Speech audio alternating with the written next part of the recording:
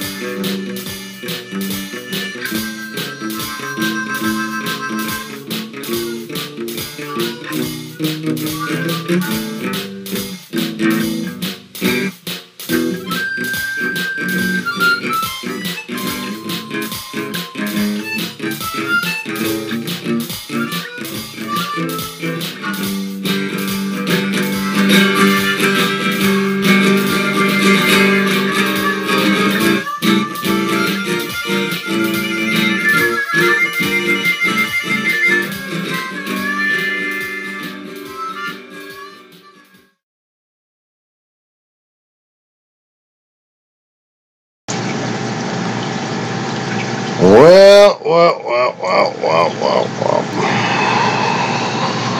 Howdy. It has been an interesting day. And let me go ahead and just put this retard back up so he can flail about. This motherfucker here.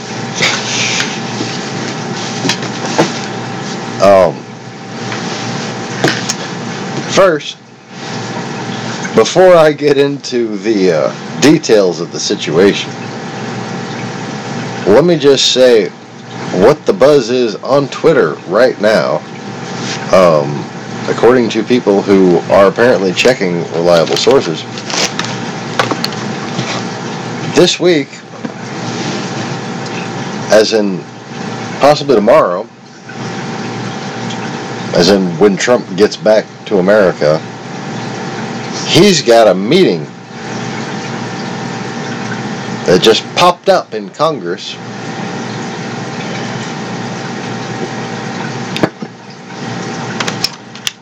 Schumer and Pelosi say they don't know anything about it.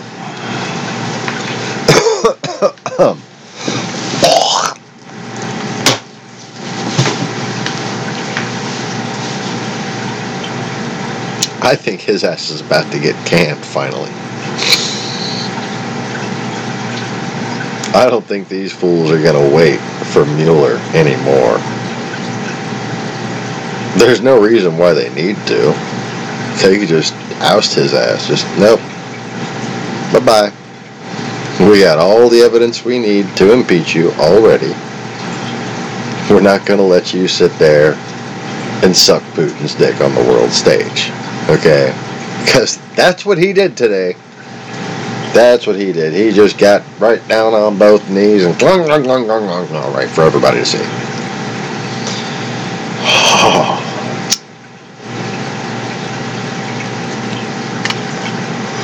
No, I take it back. If he would have done that, I would have been less appalled.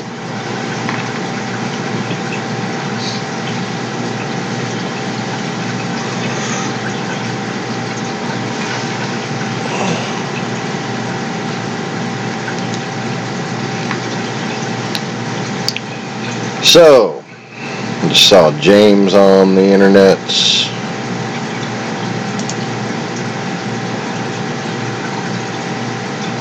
Hoping he joins us. Whoever's here, feel free to say hello and watch some TV and talk about the day's news, because this fucking channel isn't monetized anyways. What are they gonna do? Demonetize something that isn't freaking monetized?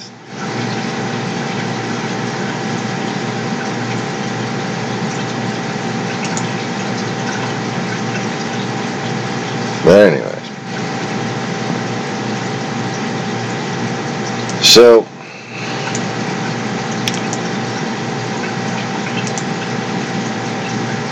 Trump fucking ran all out of steaks or something, because his followers are turning on him. Is that what he was doing this whole time? He was just throwing them meat? I don't know. Stupid as some of these motherfuckers seem. Really wouldn't surprise me. I saw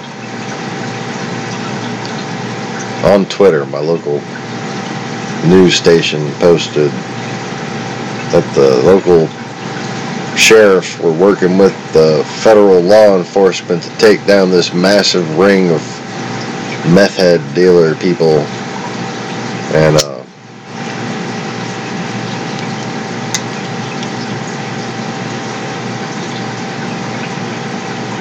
it just looked like a Trump rally casting call. It was truly fucking special.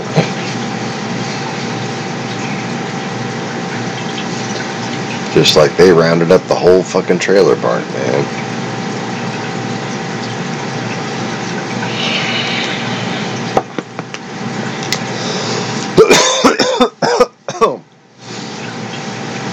And yes, I know I live in a fucking trailer, but this is not a trailer park.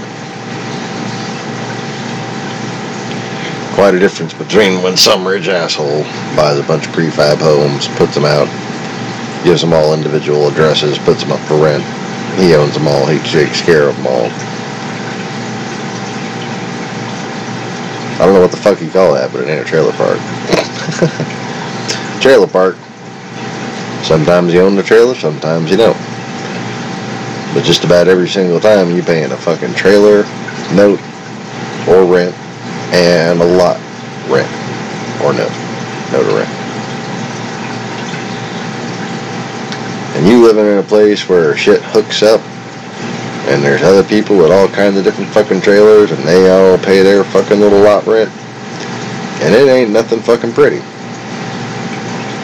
I have never lived in a trailer park, and I never fucking will live in a trailer park.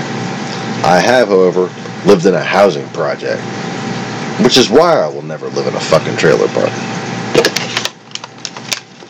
Jeez, I'm already ghetto. I don't need to be white trash, too.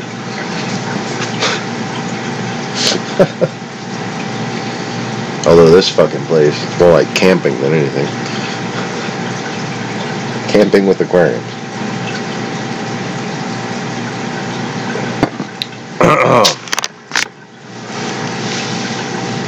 Kitten, it is so hard to like maneuver when you just keep crawling in my lap and falling asleep on me. Like, what am I even supposed to do with you?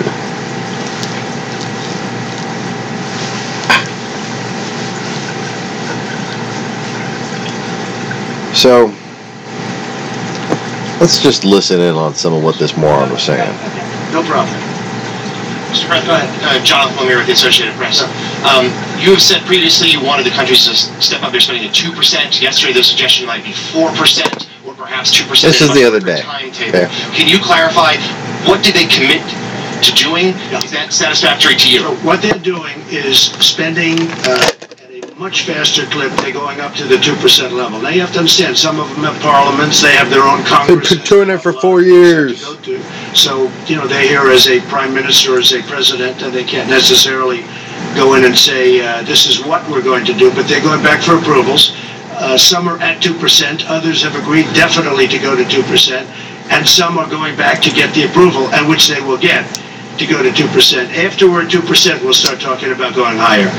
But I said, ultimately, we should be, in years in advance, we should be at 4%. I think 4% is the right number. Now, the United States, depending on the way you calculate it, was at 4.2%. And I said, that's unfair. And we have the largest GDP by far, especially since we've increased it by so much. 42. Since a thing called the election. Our GDP has gone way up. And so the fact that our GDP went way up, that means we're paying for even more, which is very unfair. So I explained that.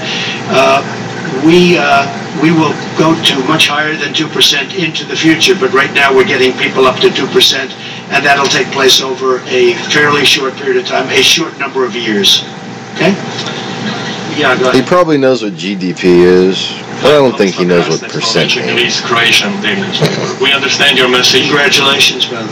Thank you. Thank you. We understand your message. But some people ask themselves, will you be tweeting differently once you board the Air Force One? Thank you. No, that's other people that do that. I don't. I'm very consistent. I'm a very stable genius. Yeah, go ahead. Thank you, sir. Jeremy Diamond with CNN. How are you? He just... Quick question with regards to Germany and the comments that you made. He just called himself a fucking stable genius again. Right there, he just did it again. Oh my God.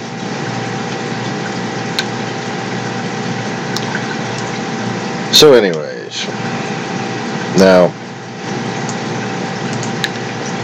Twitter has been a very interesting thing today.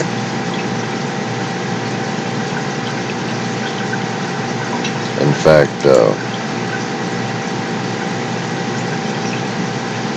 I think I should go ahead and pull it up.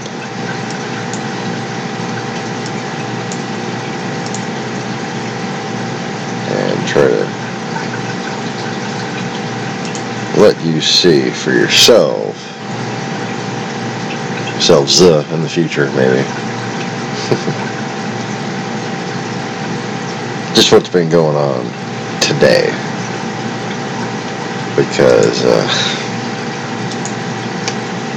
wow, it's been intense. It has genuinely worn me out just participating in the shit that's been going on today. Trying to make this broadcast window smaller.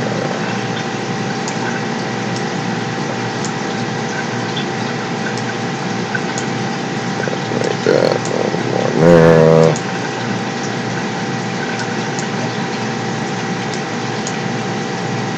Quite enough.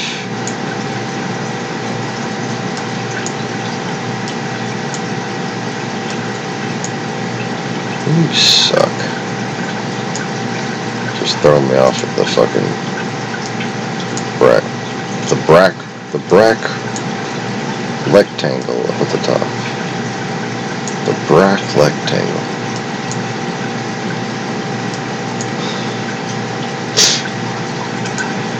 Oh yeah, that's how you say those words. Easing the kitten slowly off of me onto the blanket.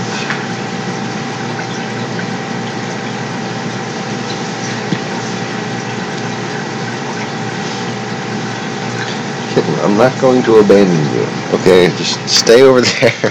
I'm right here. No, you can't climb up there and sit on my Bible.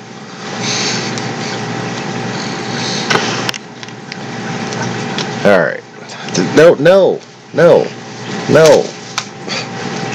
Pest. Come here. Where are you going? Fine right there. Okay.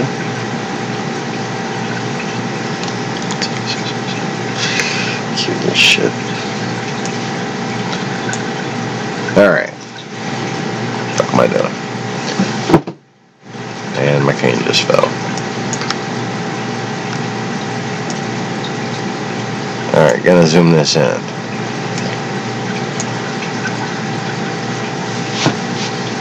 And I'm just gonna scroll all the way down so we can get to the tweets from earlier in the day. Let's see here. Australian stuff.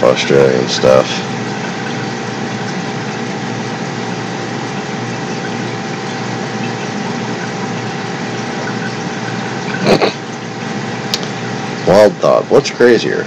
NATO allies not sure that they can count on Trump if they invoke Article 5. Or NATO allies act together without invoking Article 5, afraid that Trump would leak military intel to Russia.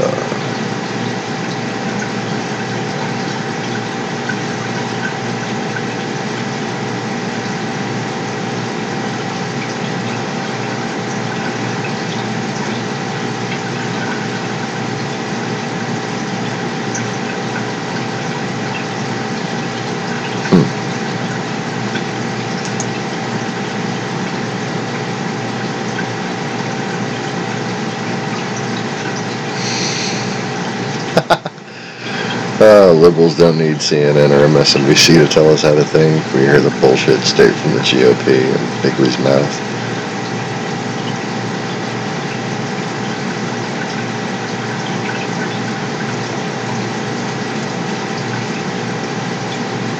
It's not just liberals. It's HBO. I mean, what?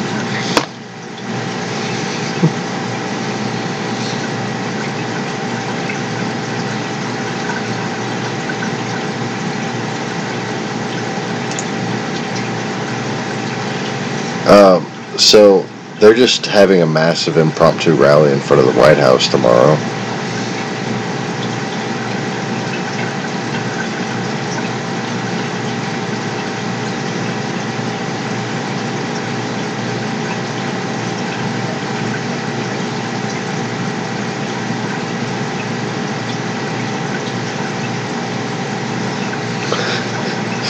Rick Wilson doesn't go to meetings, they can start without him. Okay. Took me a second to gather his meaning from his lack of punctuation there. Which is very unlike him. He must be drinking.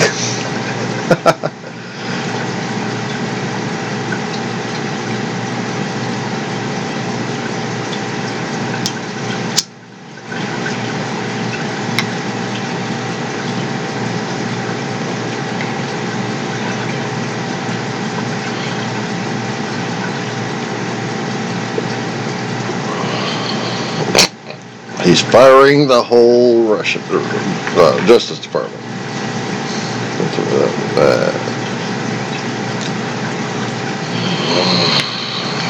That's what he's going to tell Putin.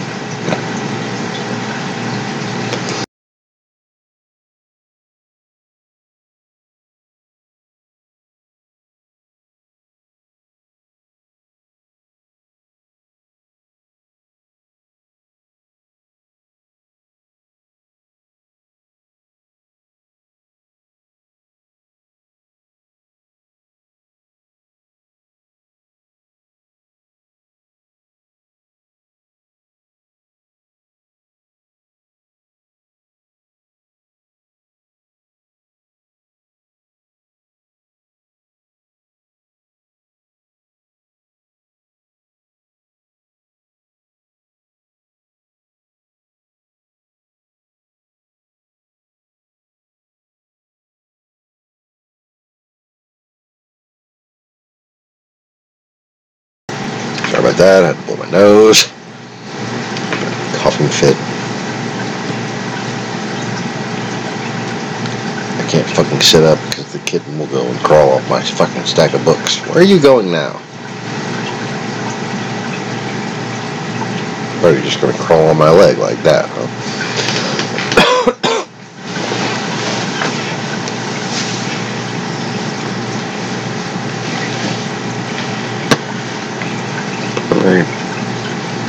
We'll see how long it'll take before my foot falls asleep. What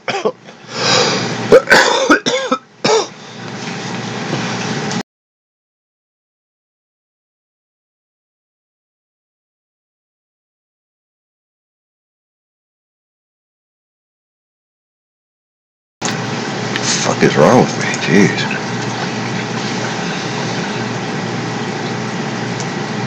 Like serious sniffles. Alright, I'm gonna blow my nose one more time. I apologize.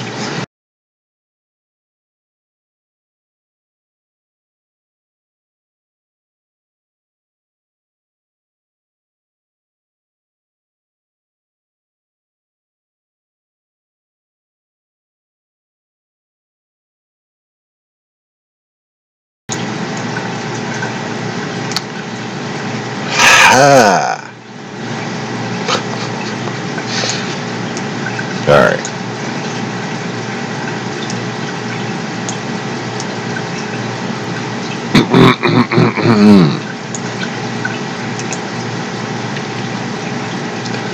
So, as I was scrolling,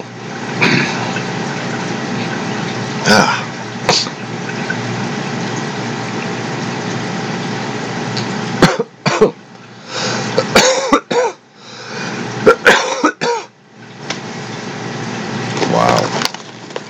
Who the fuck got me sick? This sucks.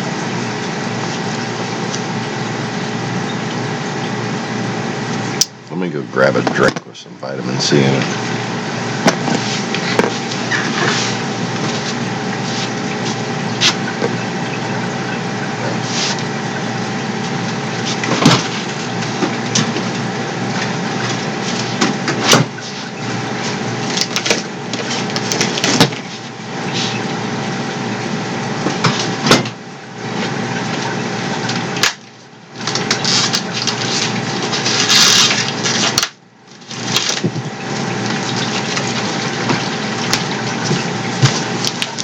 Pineapple orange. There we go.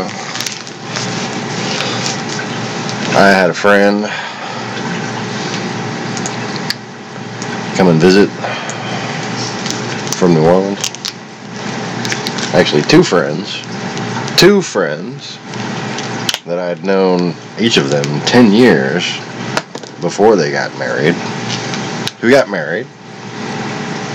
They were never a thing. I just heard one day they got fucking married. I'm like, they were a thing? When did they become a thing?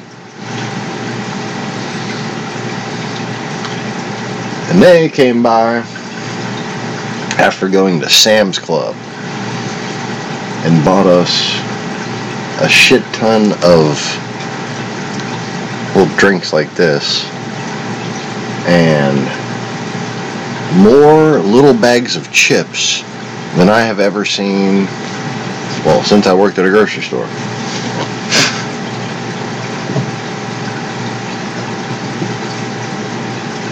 And cat litter and cat food. And Pop-Tarts.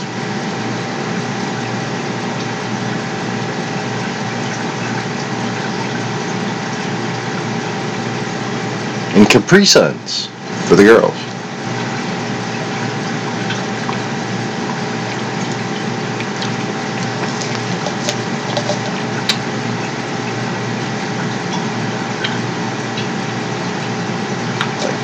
Case sizes too.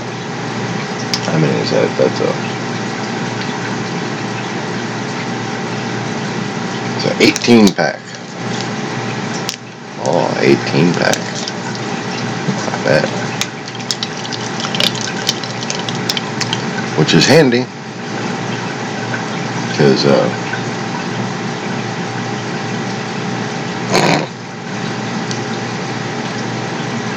we were pretty fucking broke, you know?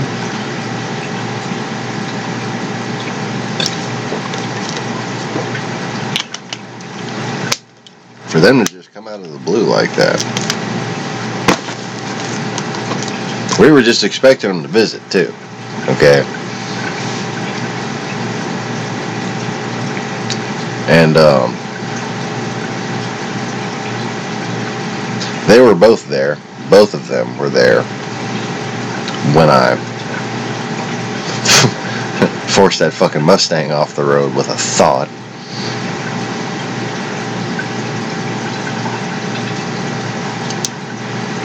Let me just put it this way. The personnel, the men and women in uniform who I love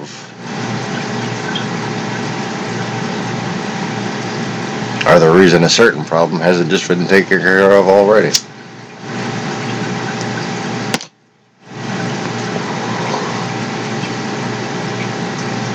I suppose I should have done it while he was on the Trump plane, eh?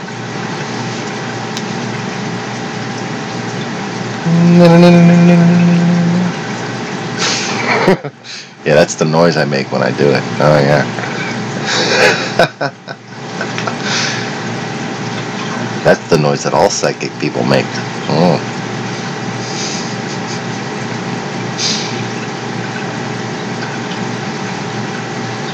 But anyways, I told them the whole fucking story, man. They've been kind of keeping track of it on Facebook, but like they're not political people at all.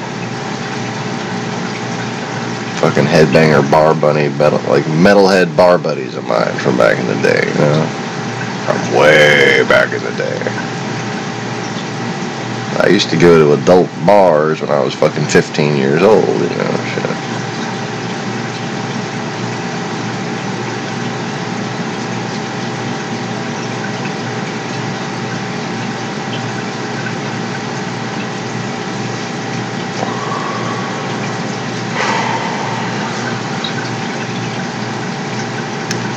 And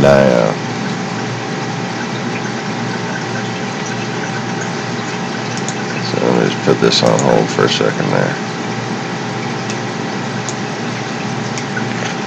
I got to the whole point of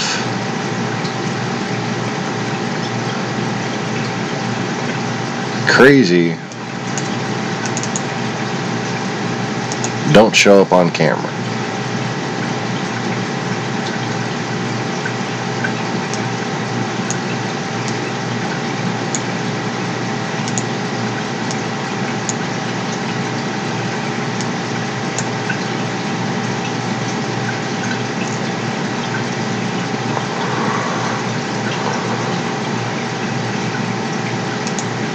If that were one cloud that appeared, an ominous time,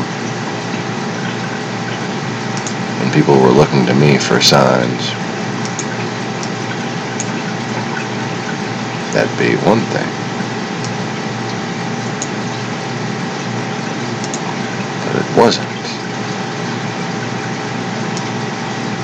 It just wasn't.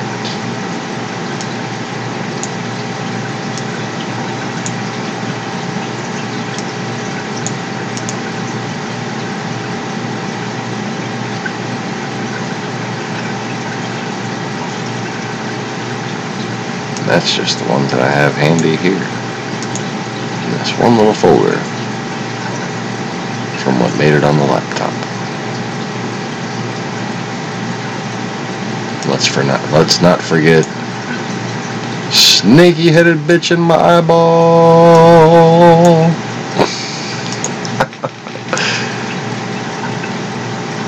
You can't really get used to that.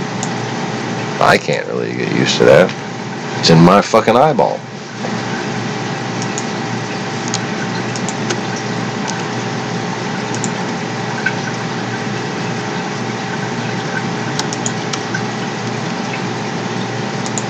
But like,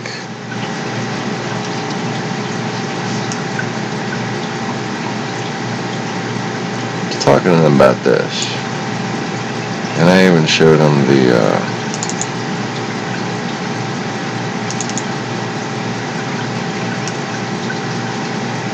little weird.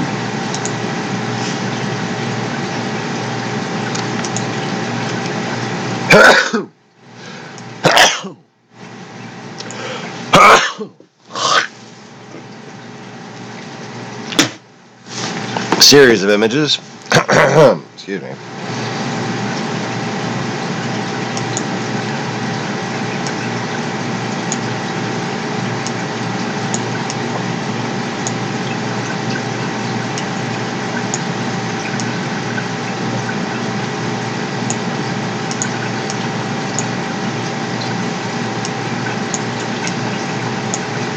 I saw that shit, was trying to take it from different angles.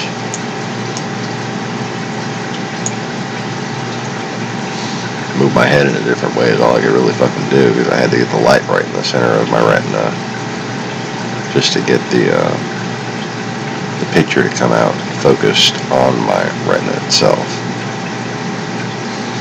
And that was the best way to, having it on the center was the best way to not obscure the retina.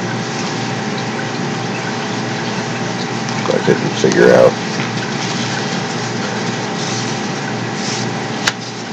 any particular thing. The glowing lights I have nearby are blue with a red and green, with a blue line with 2 reds and a green.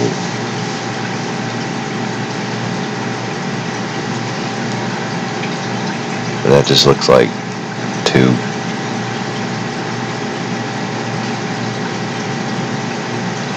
glowing little eyeballs, kind of. I don't know.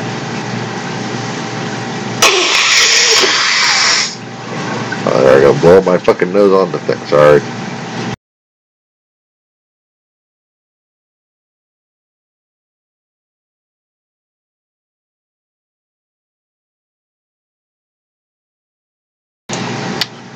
Gotta fire my sound guy.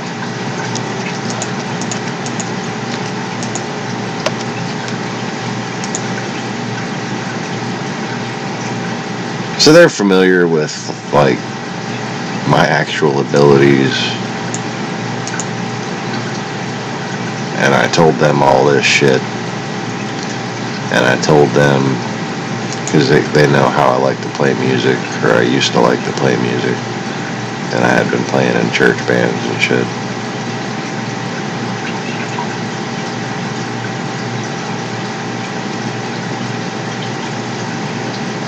And I told them I've been, like,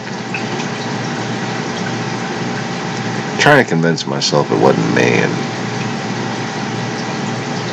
missing being able to just listen to those songs and be just a human, you know.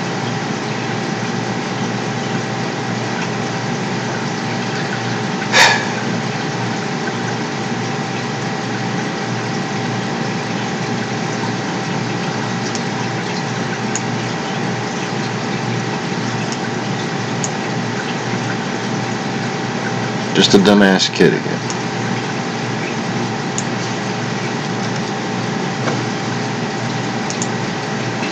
See, I used to be able to think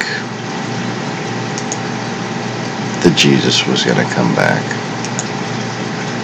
And it was going to be basically like fucking John Hagee said.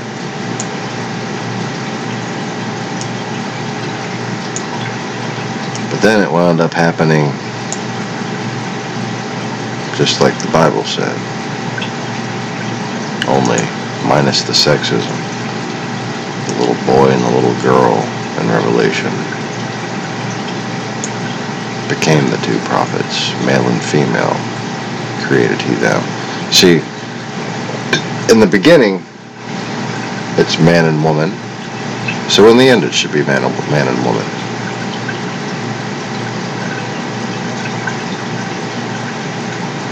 Just like in the beginning, it was the land of Nod, and in the end, Gog and Magog, or Gog and Maga. So close. Oh, almost had it.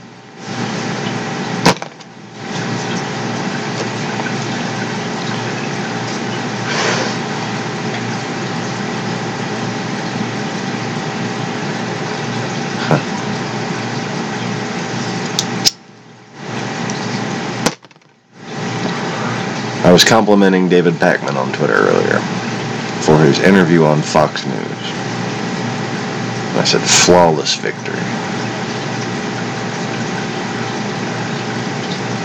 And he's hesitant to type a reply to me or like my tweets because he doesn't want to be connected with whatever's infected me.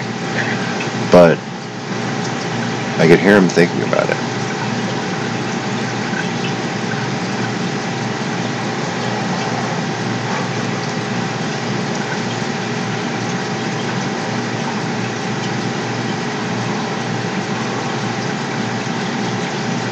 He doesn't feel like he did his best. I completely disagree. Under the circumstances, his performance was absolutely flawless. Now, was it perfect? The fuck kind of question is that?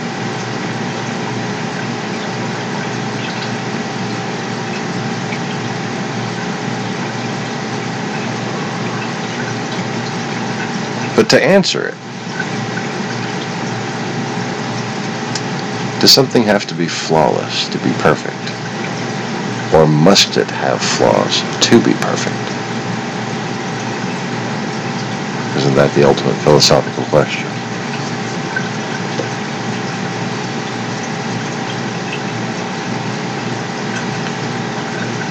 His performance, response by response, and especially in blocking the interviewer's second attempt at interrupting him,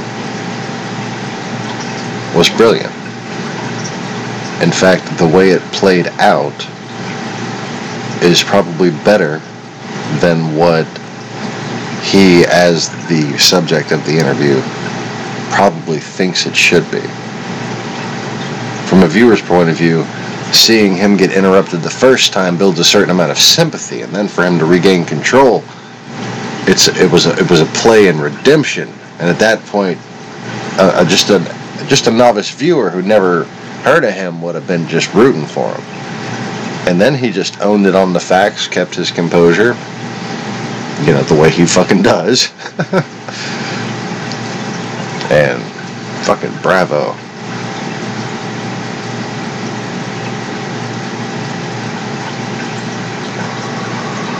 But perfection is the pursuit of the insane.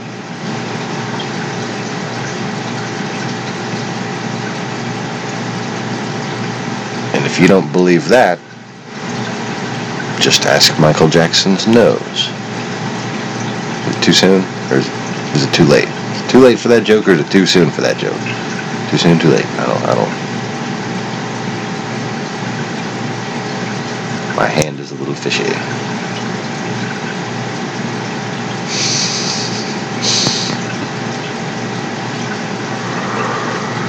But anyway.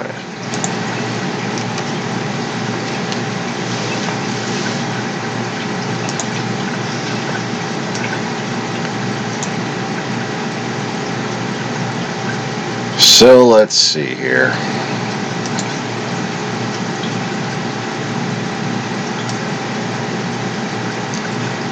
I was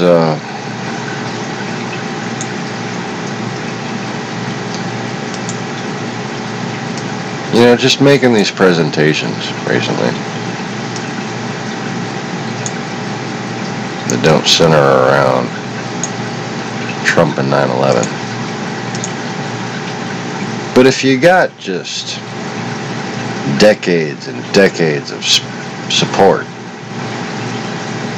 for terrorism by the Russians, and you got decades and decades of support for Trump by the Russians,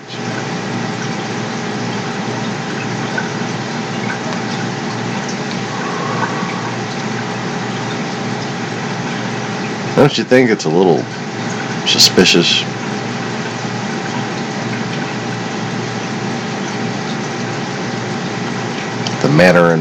The pattern in which he builds towers.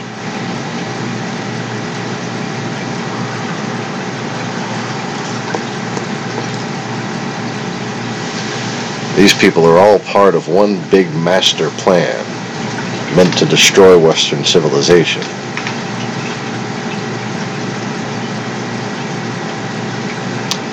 The man used his real estate lawyer to buy the buildings. Was warned in advance about the planes coming.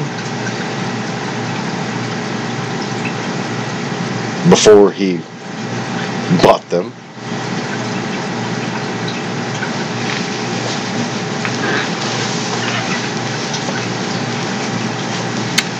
And used electronically detonated thermite to superheat and weaken the steel and cause it to collapse under the shock of the pre-positioned dynamite at the lower 15 floors, including underground floors. And that's just judging from the audio.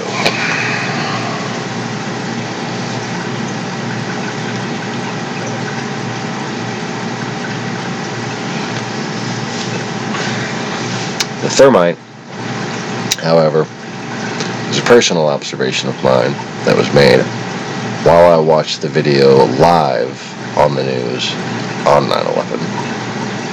I didn't need YouTube videos after the fact at the time. I had 2 televisions and a computer. And I had one on CNN, one on, I think it was actually a CBS news channel that they had at the time. And then I had NBC News live streams on my computer.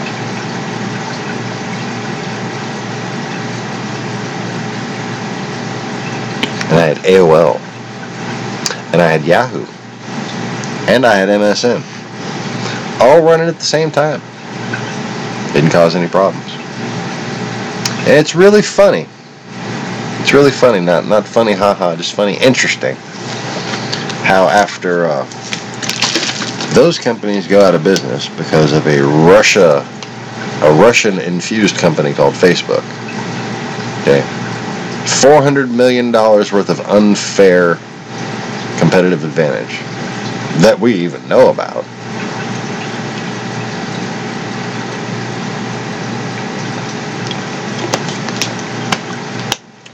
They put all those companies out of business. And then they fuck up our ability to communicate by basically making Messenger a separate app that nobody wants to download. That most people's phone can't even fucking handle. And that's okay. And this is okay. This is not okay.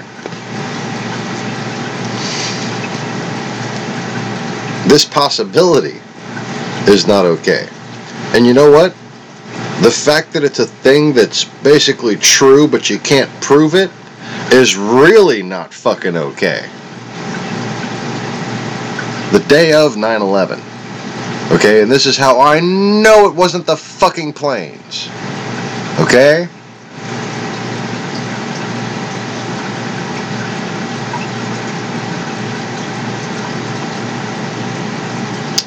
I saw glowing, yellowish green, lava-looking goop flowing from the fucking side of the building.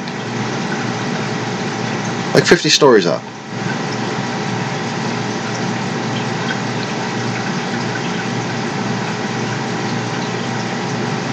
There's nothing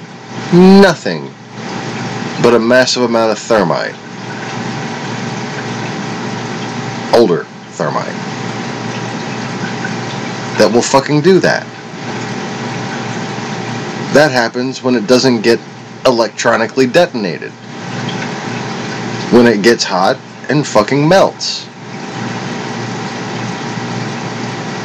The explosive reaction starts to form in an expanded, non-fused way, and that causes the glow. Science! For fuck's sake.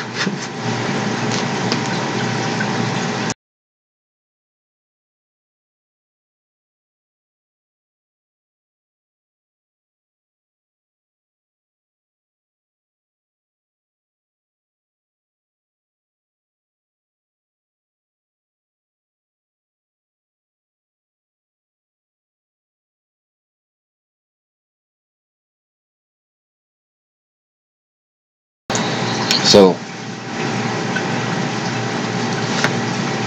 you know, if it was Silverstein by himself, if Silverstein was some kind of person that could buy a building like that, and that was like the kind of thing he did, that'd be one thing. But what Silverstein did is tantamount to money laundering. What Silverstein did was buy properties for Donald Trump as his confidant real estate lawyer.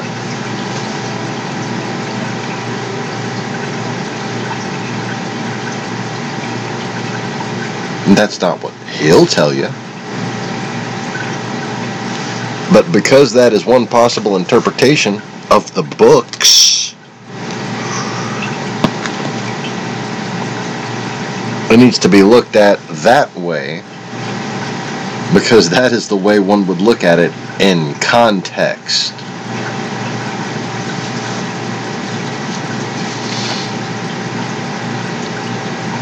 Guess who was responsible for, say, things like damaging Donald Trump's international credit rating?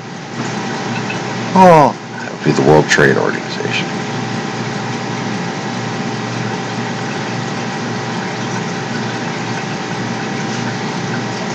And that's just one of them things, like one of them dozens and dozens of little things. I don't know it for a fact, but I just know it's true. But you see, when I say that, it's not a fucking Bill Maher comedy sketch. It's the challenge of a prophet.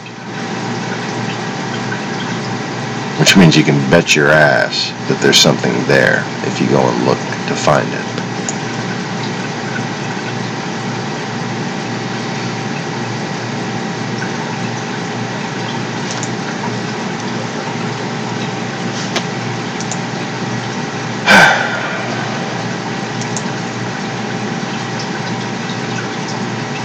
So who's my one viewer? I'm curious.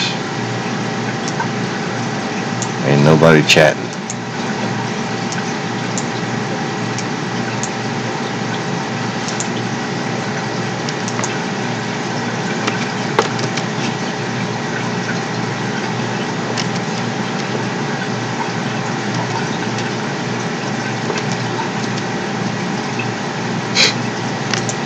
Boy, it ain't easy to get to my old Twitter.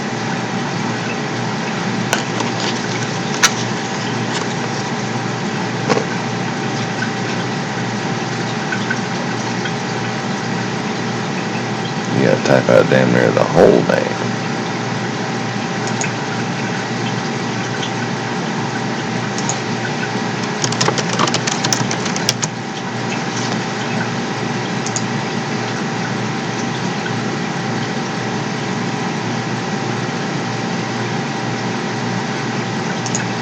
At his little meeting with Putin. And,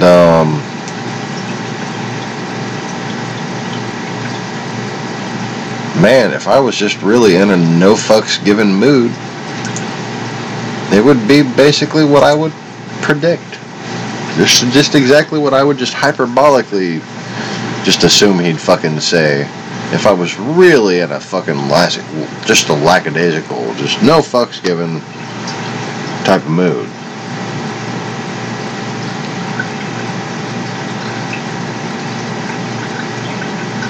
Just mocking how much of a traitor he is.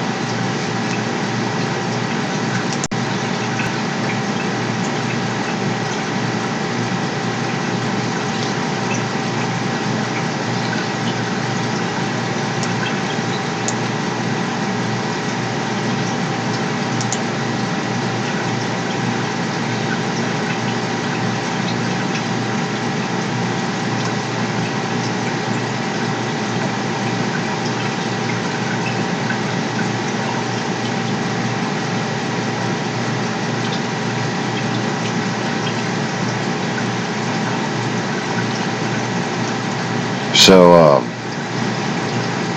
friend of mine just waited an hour and a half for an Uber who was lost, and a panhandler just asked me for money, telling me he just got home from overseas.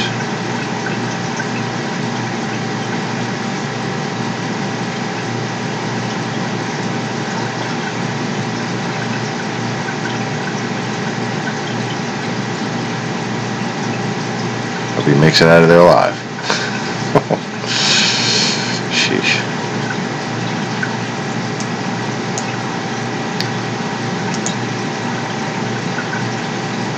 But anyway. So this fucker here, man.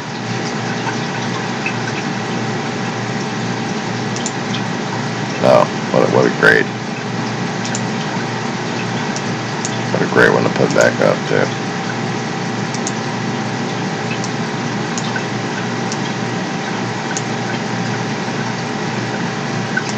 This fucking moron here.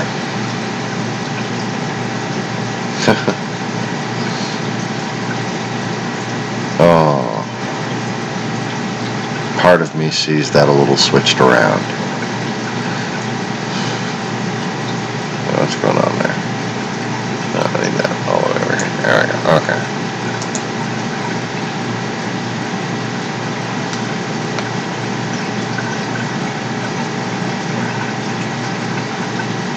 Well,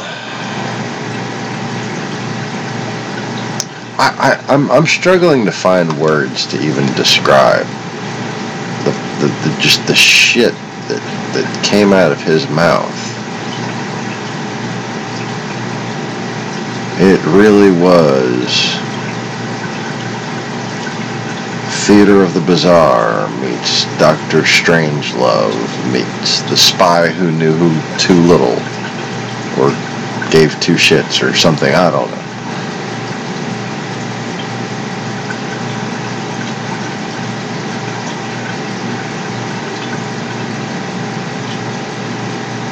And of course Rand Paul says Trump has a healthy dose of skepticism on U.S. intelligence.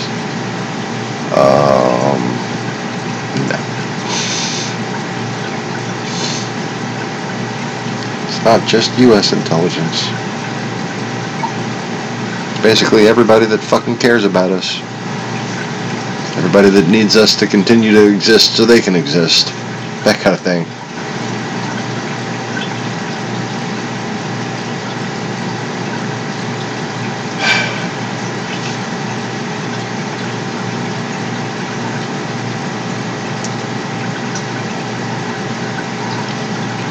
Well,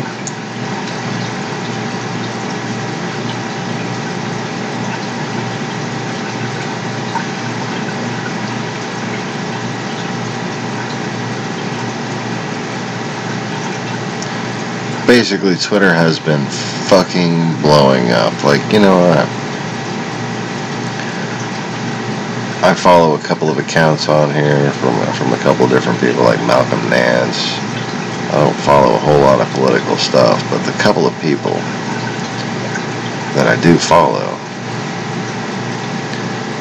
have been retweeting their asses off because so many people have been just going crazy. And, you know, you see like 20,000 likes on some of these fucking posts.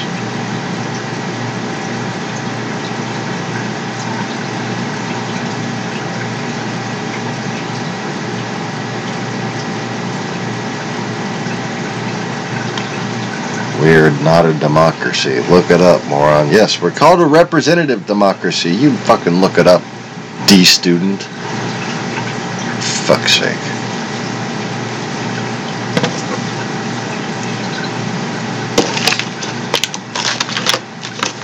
I'm just, you know, let me just say this. I got a couple of chips on my shoulders. Just from a sheerly fucking human perspective. Now, not only did I, you know, kind of break records when I took my fucking IQ test and basically get, like, different medals and plaques and little trophy shit, little shitlet trophies. That's a good word for it. A little shitlet trophy from different science teachers and math teachers for making the highest score on every test throughout the year in the fucking hardest classes at any given school.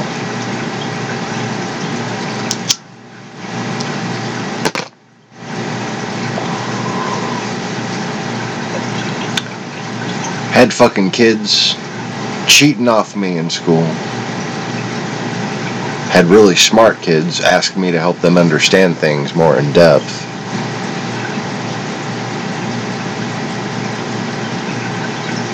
And then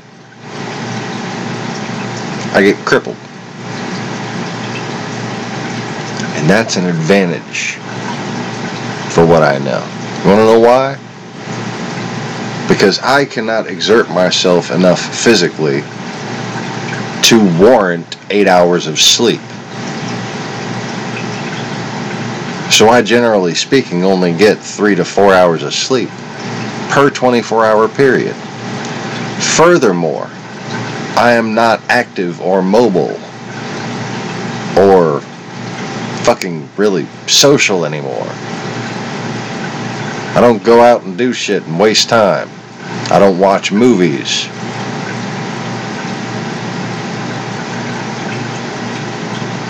All I do is learn, contemplate, research, discover.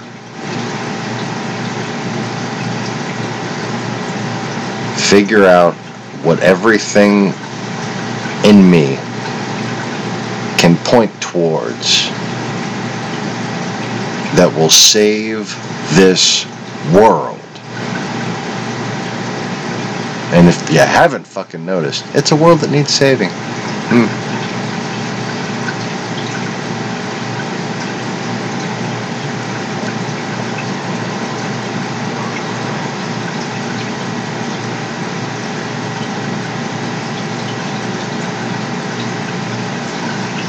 And I've been studying this enemy.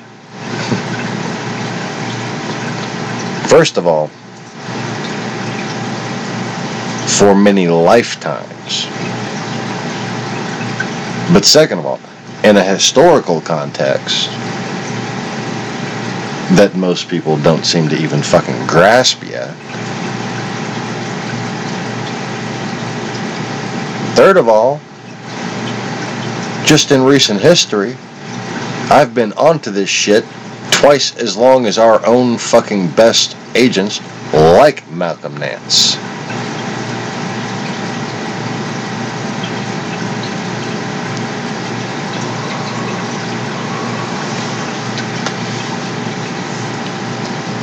And Malcolm wants to take credit for all kinds of shit now.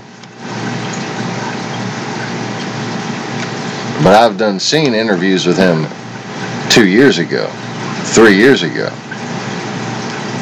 And frankly, even today, I don't know what the fuck these people's problem is.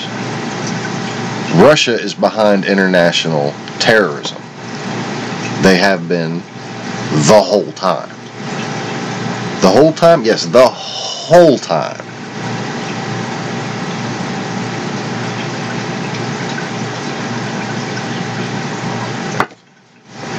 I don't see him saying that now. Just like I didn't see him 2 years ago, 4 years ago, saying that the Russians were behind right-wing fucking propaganda.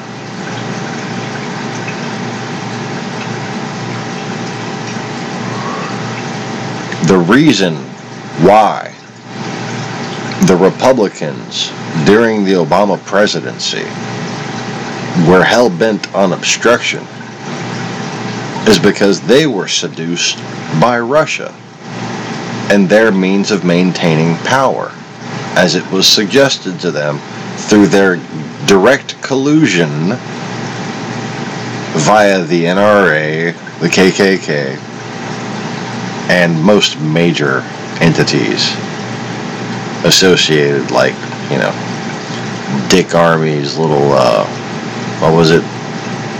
Freedom fuckers or something?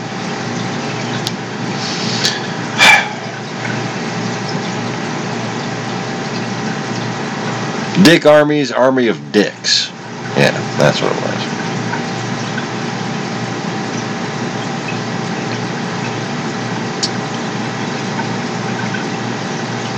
Malcolm's a good man. But he was simply too busy at the time.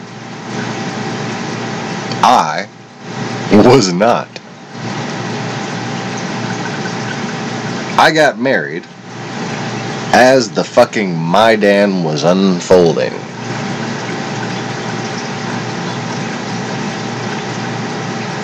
And my wife is Serbian.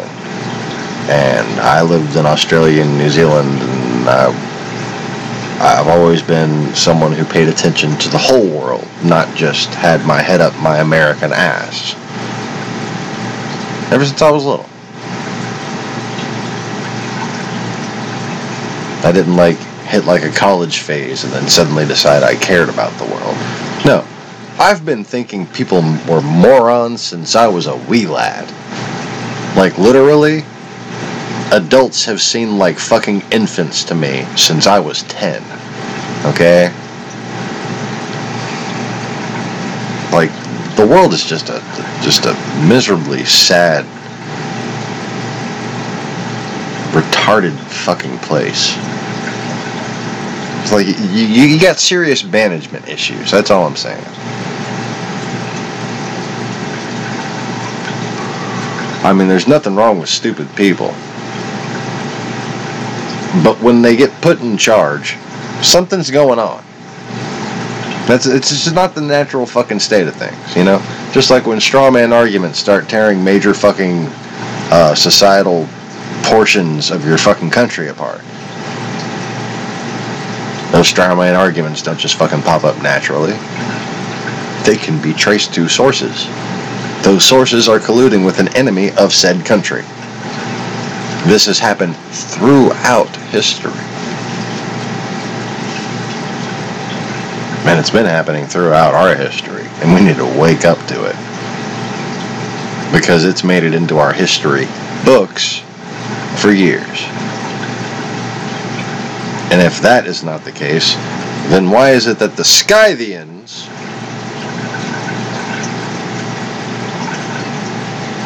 are left out of it? They just don't say shit about this. They just fucking gray out the whole north part of the map. Really? Just gray out the whole north part of the map throughout just basically every era of history.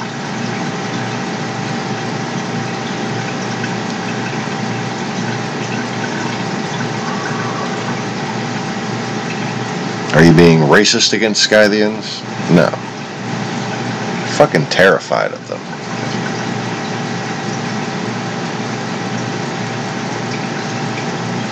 And these illegals, these 20-year implants that come here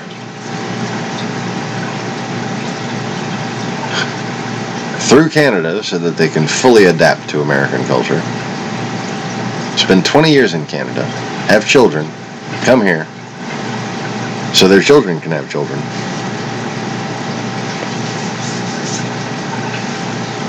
That shit's been going on probably since the 60s. Probably before that. Because that pattern right there of moving to a nearby country so that you can adapt to the culture and then further invade. That's a horde tactic that dates back 1,400 years.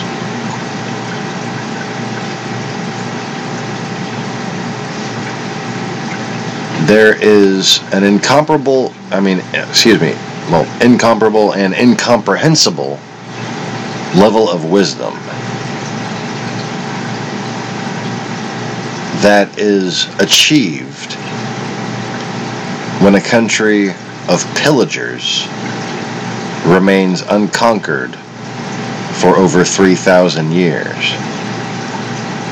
I'm talking while every other country gets the fuck conquered. Most of the time, due to some influence by this one big country at the north. And through most major conflicts, their territory and or their influence expands through every single sort of conflict.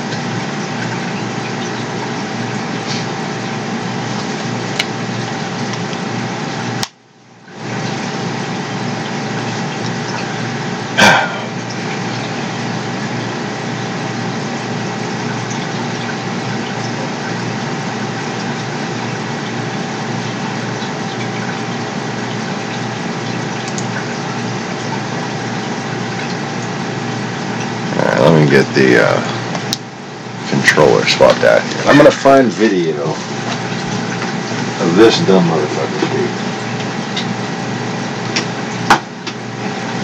I don't want to find some commentary of it. I want to find an actual video of it. So give me a second.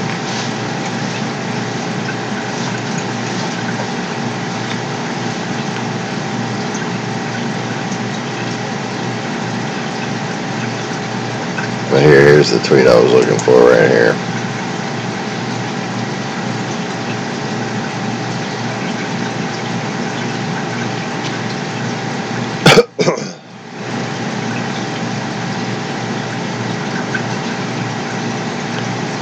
So, Schumer and Pelosi have been called to it, but they don't know what it is.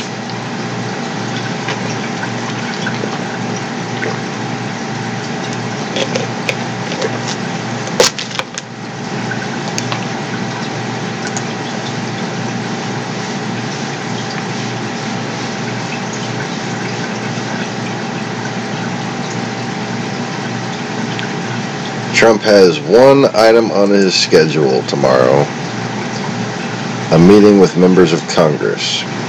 This was not on his weekly schedule.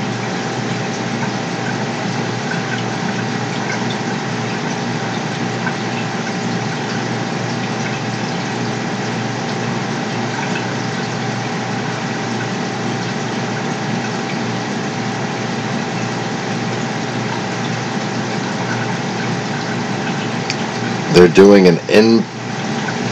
wow, okay. So they're doing a press pool at 10 a.m.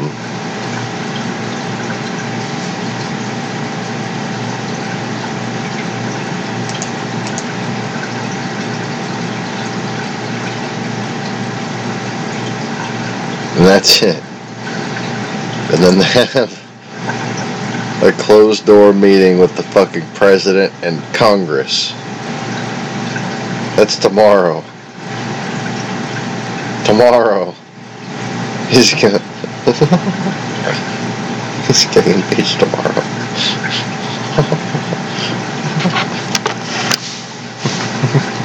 He's getting impeached tomorrow.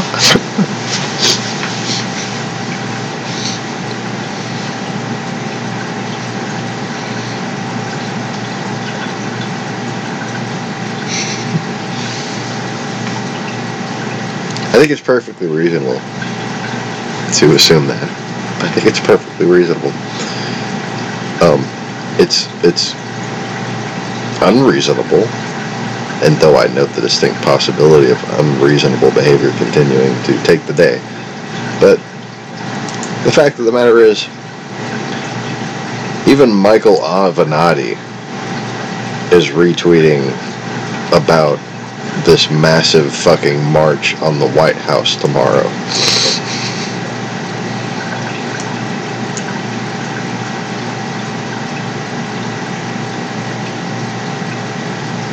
I get a feeling that he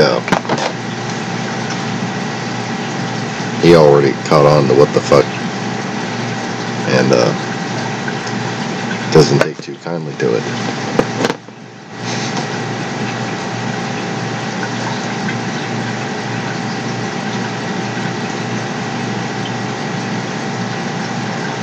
Anyway, as you can see, I'm having a blast keeping up with the latest in Australian research. And I wish they would... there's discussions that they're having right now that are so similar to that last video, long video I posted on Easy Reefers about what actually causes the different corals to do different stuff. with the bleaching and the zooxanthellae and the rate of chemical distribution from source, top-off waters and mining and everything else.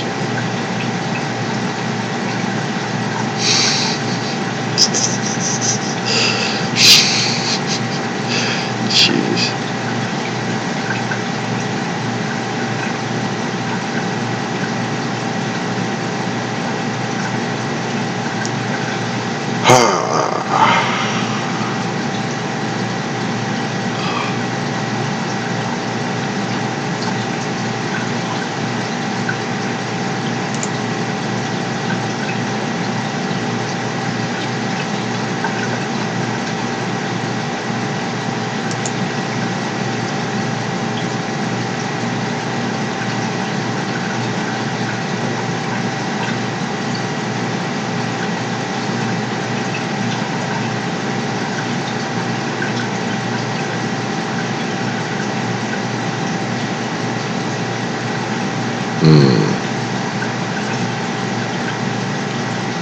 The evolution of Donald Trump and the mob. I bet you that's fascinating, but it'll probably grind my shit to a halt, so.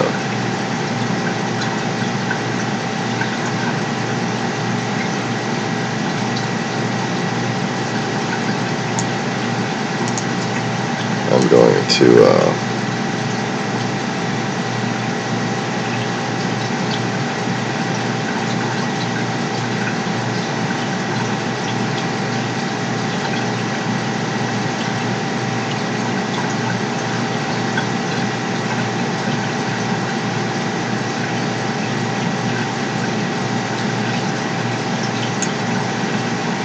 I'll go ahead and retweet this from Easy Reefers. In case anyone wants to check that out. Alright, but anyway, let's get rid of that. And get the televisory committee back up there.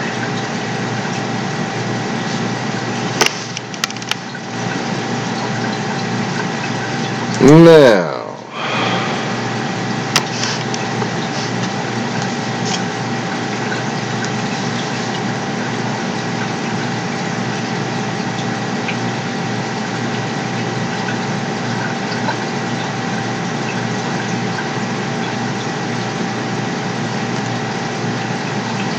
let's see here.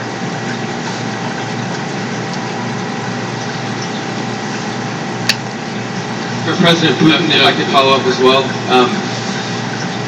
why should Americans and why should President Trump believe your statement that Russia did not intervene in the 2016 election, given the evidence that U.S. intelligence agencies have provided?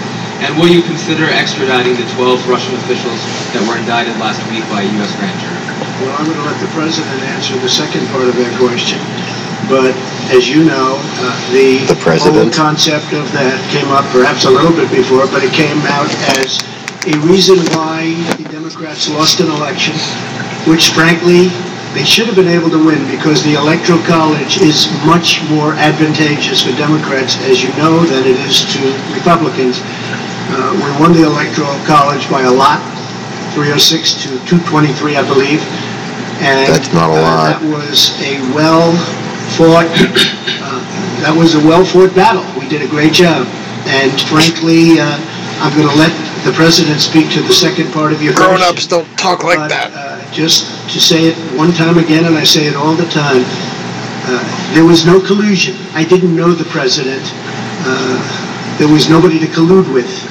There was no collusion with the campaign. And every time you hear all of these, 12 and 14, it's stuff that has nothing to do, and frankly, they admit, these are not people involved in the campaign.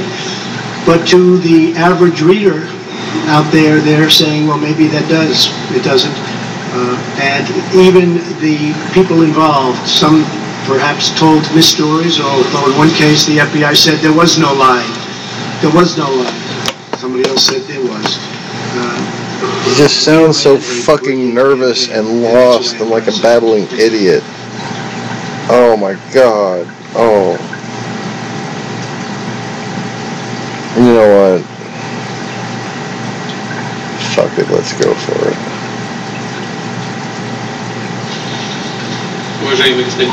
Distinguished Mr. President, ladies and gentlemen,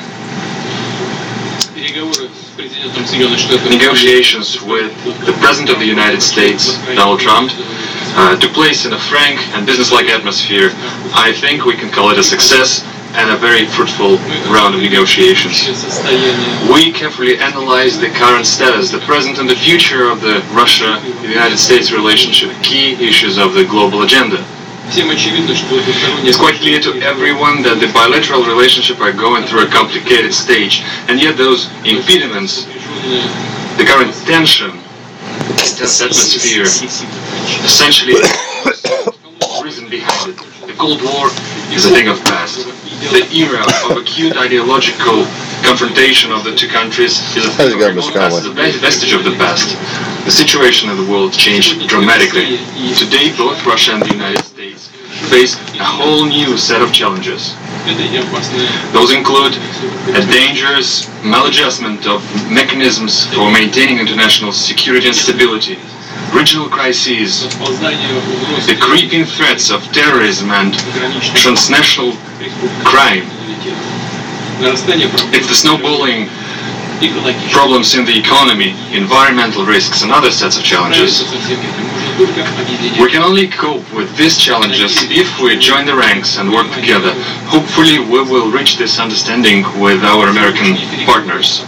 Today's negotiations reflected our joint wish with President Trump to redress this negative situation in the bilateral relationship, outline the first steps for improving this relationship to restore the acceptable level of trust and going back to the previous level of interaction on all mutual interest issues. As major nuclear powers, we bear special responsibility for maintaining international security. And it is vital, and we mentioned this during the negotiations, it's crucial that we fine-tune the dialogue on strategic stability and global security and non-proliferation of weapons of mass destruction. We submitted our American colleagues a note with a number of specific suggestions. We believe it necessary to work together further on to interact on the disarmament agenda, military and technical cooperation. This includes the extension of the strategic offensive arms limitation treaty. It's the dangerous situation with the global American anti-missile defense system. It's the implementation issues with the INF treaty. And of course, the agenda of non-placement of weapons in space. We favor the continued cooperation in counterterrorism and maintaining cybersecurity. And I'd like to point out specifically that our special services are cooperating quite successfully together. The most recent example is their operational cooperation within the recently concluded World Football Cup. In general, the contacts among the special services should be put to a system-wide basis, should be brought to a systemic framework. I recall I reminded President Trump about the suggestion to re-establish the working group on anti-terrorism.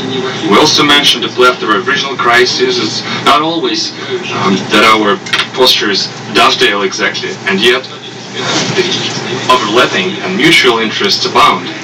We have to look for points of contact and interact closer in a variety of international fora. Clearly, we mentioned the regional crisis, for instance, Syria. As far as Syria is concerned, the task of establishing peace and reconciliation in this country could be the first showcase example of the successful joint work. Russia and the United States. The Americans will leave, and we will take it over. Act proactively and assume leadership in this issue, and organize the interaction to overcome humanitarian crisis and help Syrian refugees to go back to their homes. In order to accomplish this level of successful cooperation in Syria, we have all the required components. Let me remind you that both Russian and American military acquired a useful experience of coordination of their action. established the operational channels of communication, which permitted to avoid dangerous incidents and unintentional collisions in the air and in the ground. Also, crushing terrorists. We've been deconflicting in that region since the 1970s. Just saying. The deconfliction policy was updated under the Obama administration, but there hasn't been any further advisements that I've been aware of.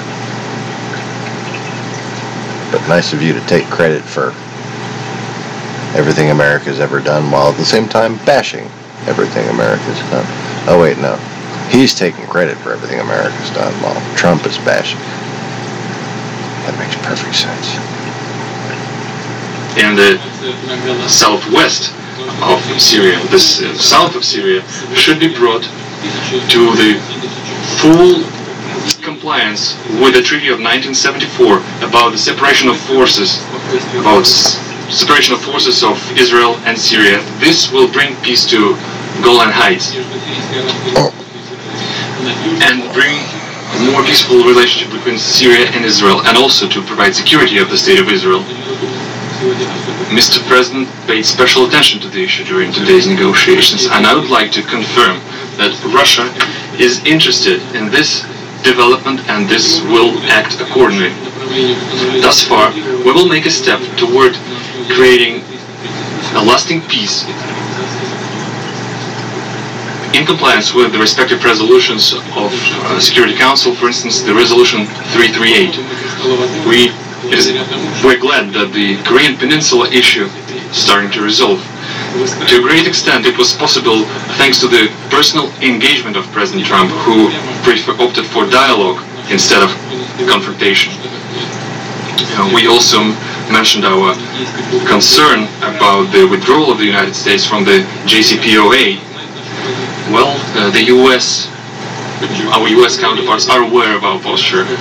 Let me remind you that thanks to the Iranian nuclear deal, Iran became the most controlled country in the world. It's submitted to the control of IAEA.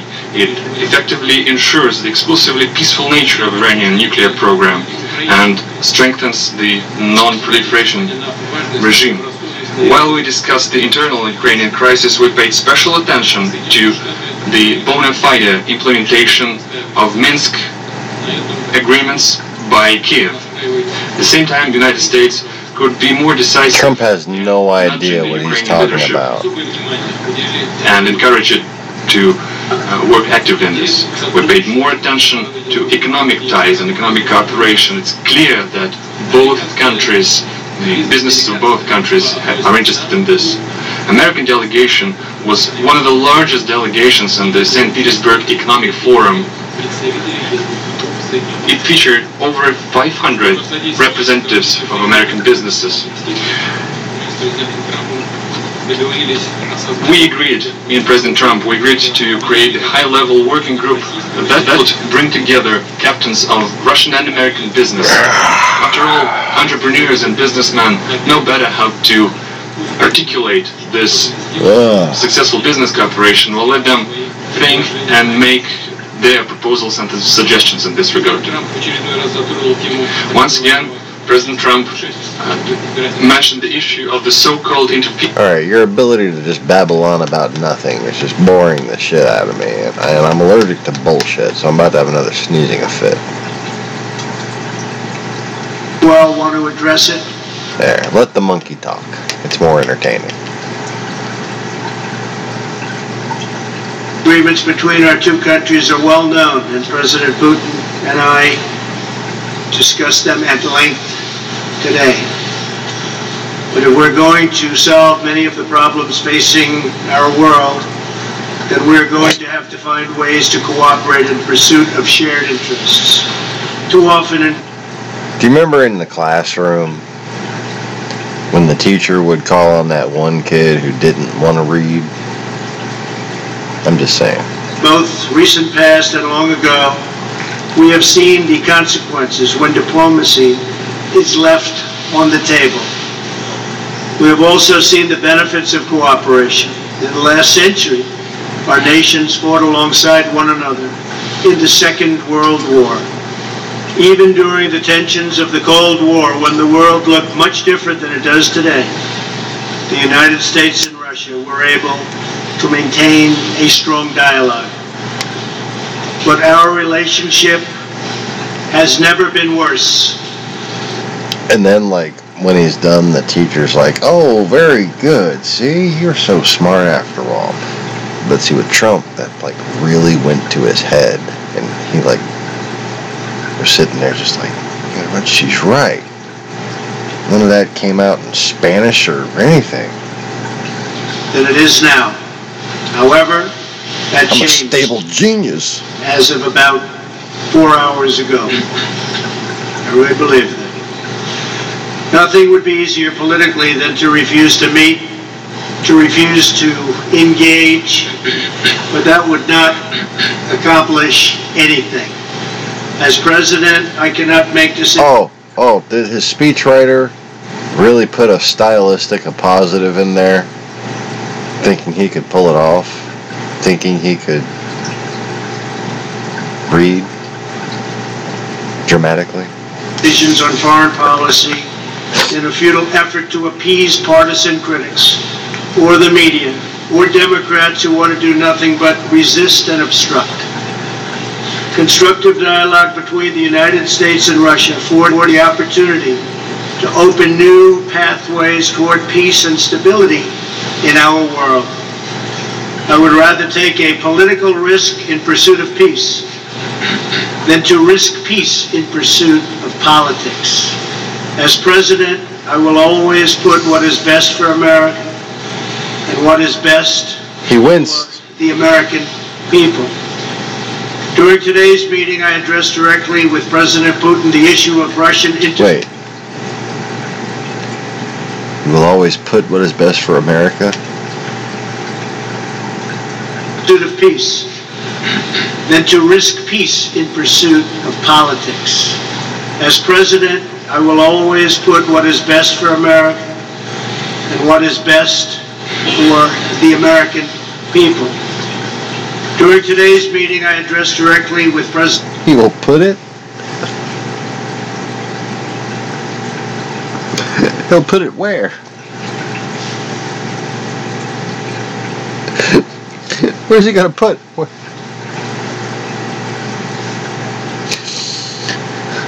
Is he going to shove it up his ass?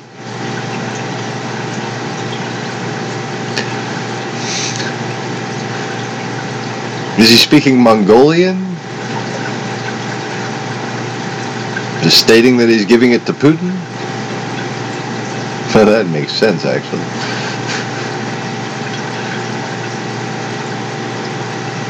Suppose he was going to say, put it first? Going to put it in the cupboard? I don't know. President Putin the issue of Russian interference in our elections. I felt this was a message best delivered in person. Spent a great deal of time talking about it. And President Putin may very well want to address it. And very strongly, because he feels very strongly about it, and he has an interesting idea. We also discussed one of the most critical challenges facing humanity, nuclear proliferation. I provided an update on my meeting last month with Chairman Kim on the denuclearization of North Korea, and after today, I am very sure that President Putin and Russia want very much to end that problem, going to work with us, and I appreciate that commitment. The President and I also discussed the scourge of radical Islamic terrorism. Both Russia and the United States have suffered horrific terrorist attacks, and we have agreed to maintain open communication between our security agencies to protect our citizens from this global menace. Last year, we told Russia about a planned attack in St. Petersburg, and they were able to stop it cold. They found them, they stopped them, there was no doubt about it. I appreciated President Putin's phone call afterwards to thank me. I also emphasized the importance of placing pressure on Iran to halt its nuclear ambitions and to stop its campaign of violence throughout the area, throughout the Middle East. As we discussed at length, the crisis in Syria is a complex one. Cooperation between our two countries has the potential to save hundreds of thousands of lives. I also made clear that the United States will not allow Iran to benefit from our successful campaign against ISIS. We have just about eradicated ISIS in the area. We also agreed that representatives from our national security councils will meet to follow up on all of the issues we addressed today and to continue the progress we have started right here in Helsinki. Today's meeting is only the beginning of a longer process, but we have taken the first steps toward a brighter future. Yes, that's a kitten. And one with a strong dialogue and a lot of thought. Our expectations are grounded in realism, but our hopes are grounded in America's desire for friendship, cooperation, and peace. And I think I can speak on behalf of Russia when I say that also. President Putin, I want to thank you again for joining me for these important discussions and for advancing open dialogue between Russia and the United States. Our meeting carries on a long tradition of diplomacy between Russia, the United States, for the greater good of all. And this was a very constructive day. This was a very constructive few hours that we spent together. It's in the interest of both of our countries to continue our conversation, and we have agreed to do so. I'm sure we'll be meeting again in the future, often, and hopefully we will solve every one of the problems that we discussed today. So, again, President Putin, thank you very much. Господа президенты, сейчас журналисты смогут задать по два вопроса. Now the journalists would have a chance to ask two questions, two sets of questions each. First, the Russian journalist will ask the question. Please give your affiliation. Good afternoon. My name is Alexei Meshkov, Interfax Information Agency. I have a question to President Trump. During your recent European tour, you mentioned that the implementation of the Nord Stream 2 gas pipeline makes Europe a hostage of Russia, and you suggested that you could free Europe from this by supplying American LNG. But this cold winter actually showed that the current mechanism of supply of fuel to Europe is quite viable. At the same time, as far as I know, US had to buy even Russian gas for Boston. I have a question.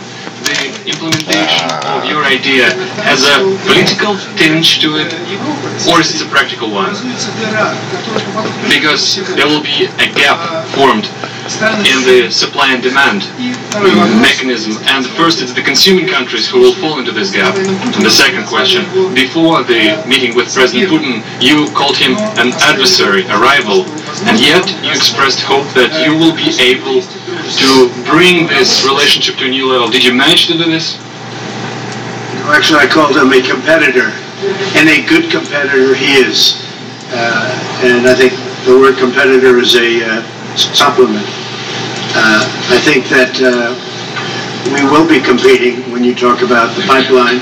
I'm not sure necessarily that it's in the best interests of Germany or not, but that was a decision that they made.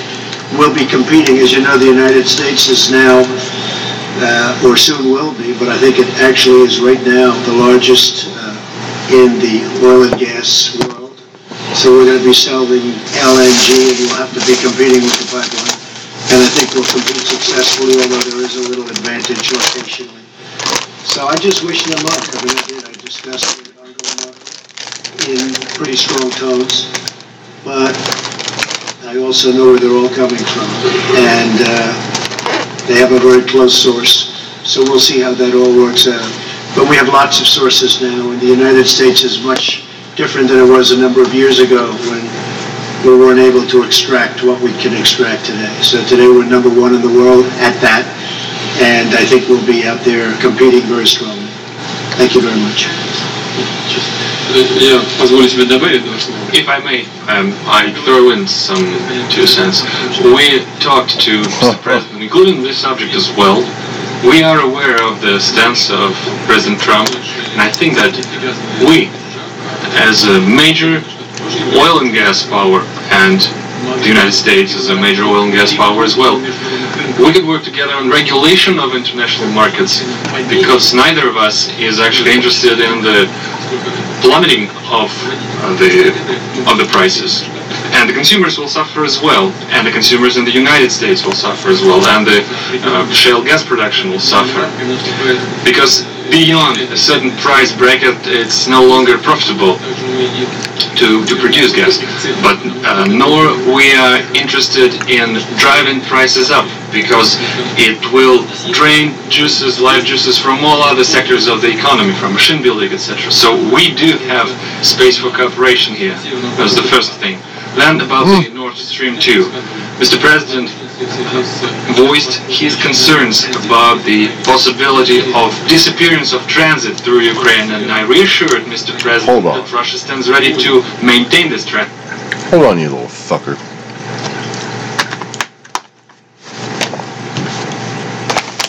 Retarded old Benjamin Button-looking motherfucker. Come here.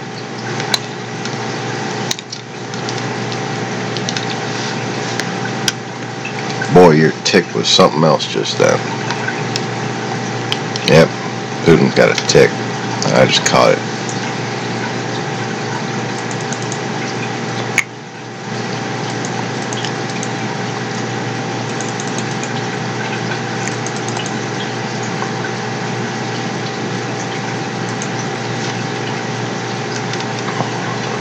Whatever.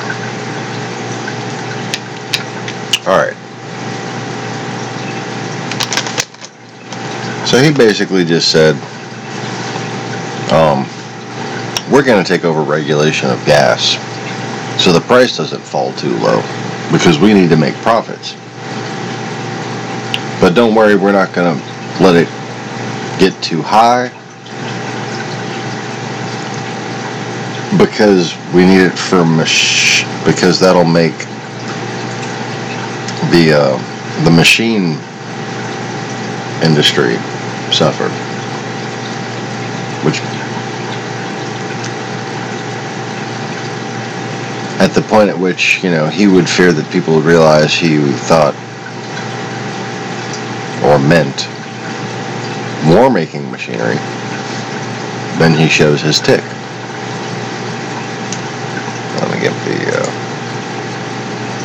lighting recorrected here.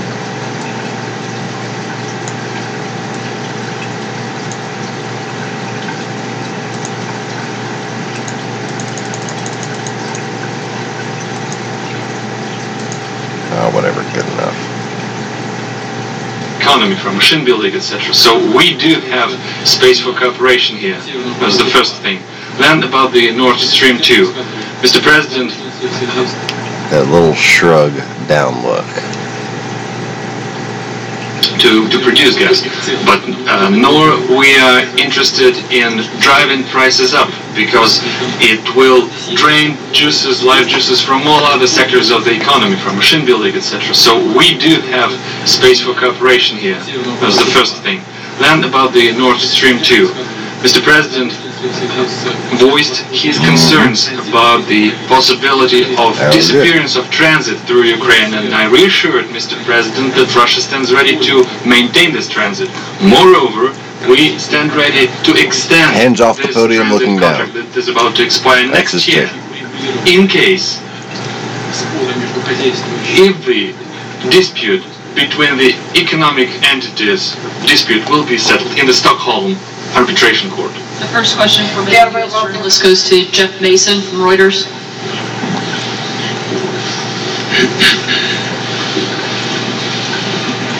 Thank you. Mr. President, you tweeted this morning that it's U.S. foolishness, stupidity, and the Mueller probe that is responsible for the decline in U.S. relations with Russia. Do you hold Russia at all accountable for anything in particular? And if so, what would you consider them that they are responsible for? Yes, I do. I hold both countries responsible. I think that the United States has been foolish. I think we've all been foolish. We should have had this dialogue a long time ago. A long time, frankly, before I got to office. And I think we're all to blame. I think that the United States now has stepped forward along with Russia, and we're getting together, and we have a chance to do some great things, whether it's nuclear proliferation in terms of stopping. We have to do it. Ultimately, that's probably the most important thing that we can be working on. But I do feel that we have both made some mistakes. I think that the probe is a disaster for our country. I think it's kept us apart. It's kept us separated. There was no collusion at all.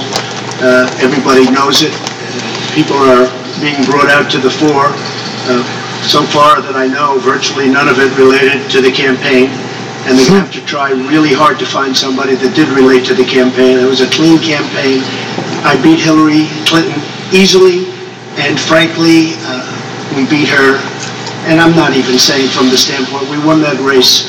And it's a shame that there can even be a little bit of a cloud over it.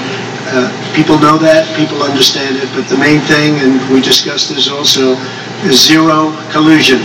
And it has had a negative impact upon the relationship of the two largest nuclear powers in the world. We have 90% of nuclear power between the two countries. It's ridiculous. It's ridiculous what's going on with the probe. For President Putin, if I could follow up as well, why should Americans and why should President Trump believe your statement that Russia did not intervene in the 2016 election, given the evidence that U.S. intelligence agencies have provided? And will you consider extraditing the 12 Russian officials that were indicted last week by a U.S. grand jury? Well, I'm going to let the President answer the second part of the President. question. But as you know, the whole concept of that came up perhaps a little bit before, but it came out as a reason why the Democrats lost an election, which frankly, they should have been able to win because the Electoral College is much more advantageous for Democrats, as you know, than it is to Republicans. We won the Electoral College by a lot, 306 to 223, I believe, and that was a well-fought battle. We did a great job, and frankly, I'm going to let the President speak to the second part of your question, but just to say it one time again, and I say it all the time, there was no collusion. I didn't know the President. There was nobody to collude with. There was no collusion with the campaign. And every time you hear all of these, 12 and 14, it's stuff that has nothing to do, and frankly, they admit, these are not people involved in the campaign. But to the average reader out there, they're saying, well, maybe it doesn't. And even the people involved, some perhaps told misstories, although in one case the FBI said there was no lie. There was no lie. Somebody else said there was. We ran a brilliant campaign, and that's why I'm president. Thank you. По поводу того, кому, as to who is to be believed and to who is not to be believed, you can trust no one if you take this. Where did you get this idea that President Trump trusts me or I trust him? He defends the interest of the United States of America, and I do defend the interest of the Russian Federation. We do have interests that are common. We are looking for points of contact.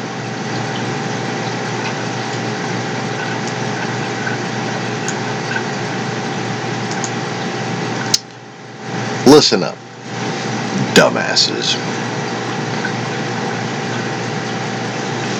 First, I thought I was going to let out a huge burp just then, but it just went back the other way. But still, continue to listen, dumbasses.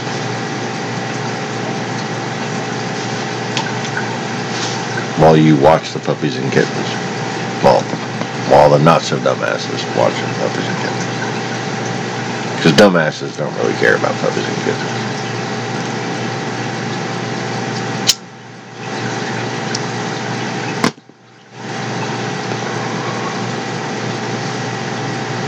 But Putin and Trump.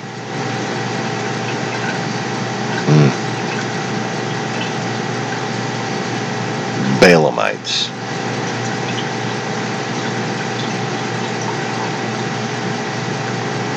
Always think they're so fucking smart. Oh. Perhaps that was the wisdom they were looking for.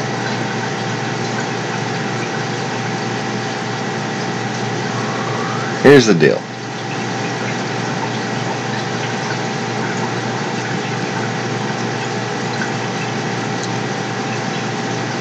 It is now finally long enough that I've waited to where it's safe for me to say this. The one fucking play you could have made that would have made a lick of sense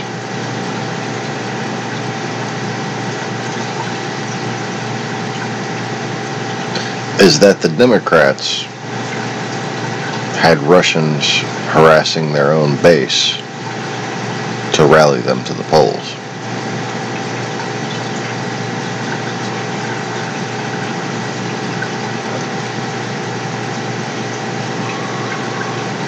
But you see,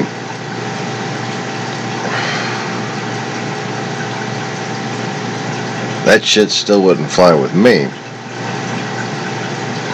because I saw the connection between the right-wing propaganda and the Russian propaganda before it even involved Donald Trump quoting Pravda.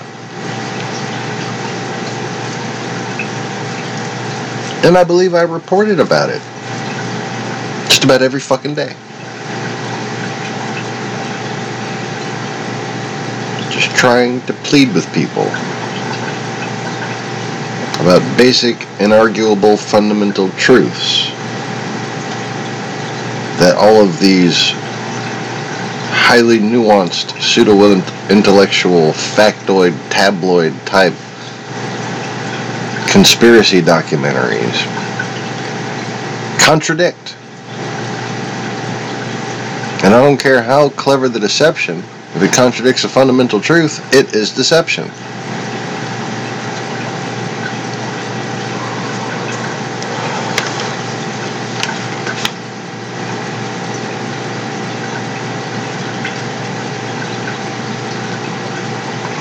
Oh. I was eating cookies while we were watching that.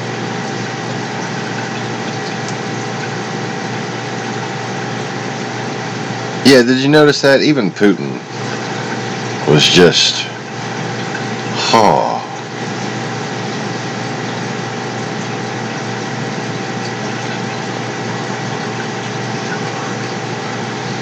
What is this? Slovakia. Matthew. Asking, what does this have to do with our soul? Our soul. Like, did you mean to type it like that, or did you mean our souls individually? Because then I ask, do you mean your souls? Or do you mean the souls of Trump supporters? Or do you mean the souls of people who voted for Trump and now regret it? Or do you mean the souls who didn't vote at all because they hated Hillary Clinton, because they hate Christians, or they hate this, or they hate that? Whose soul is it, do you think, that isn't growing in some way right now because of all of this? In fact, there have been few times in recent years where so many people were actually interested in what was going on with the world.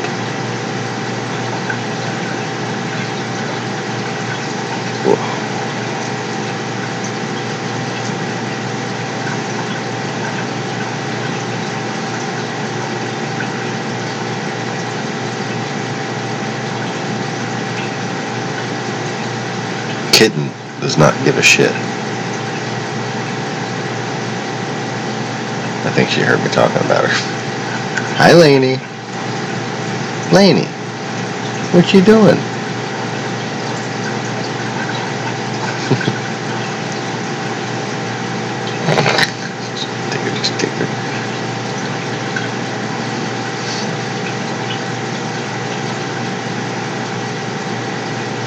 You got you a nice warm spot with Dingo? She shaking you to sleep? There she goes.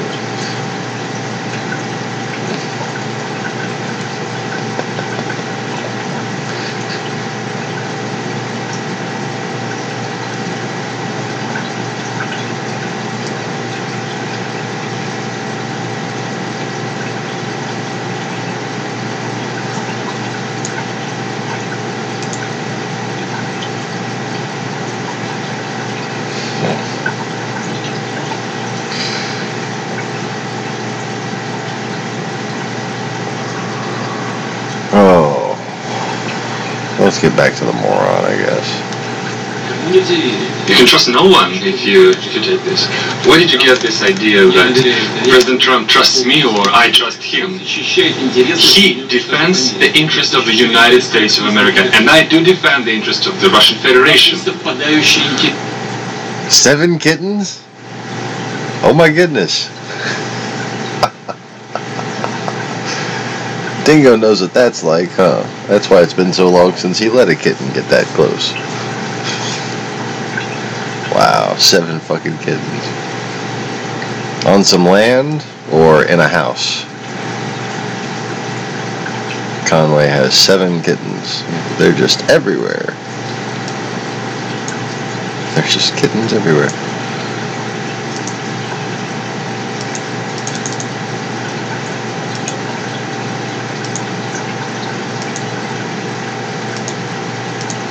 We had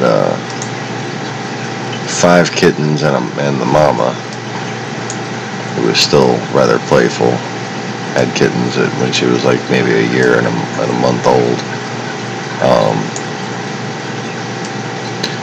And they would all kind of take up stations up and down the hallway.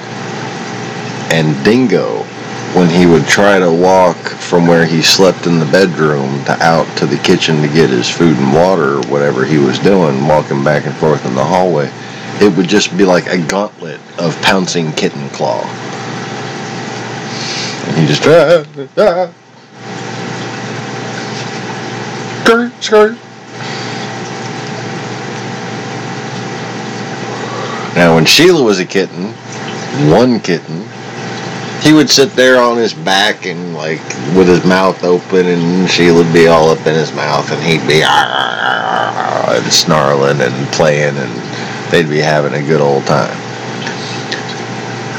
But 5 kittens and a grown kitten just traumatized him.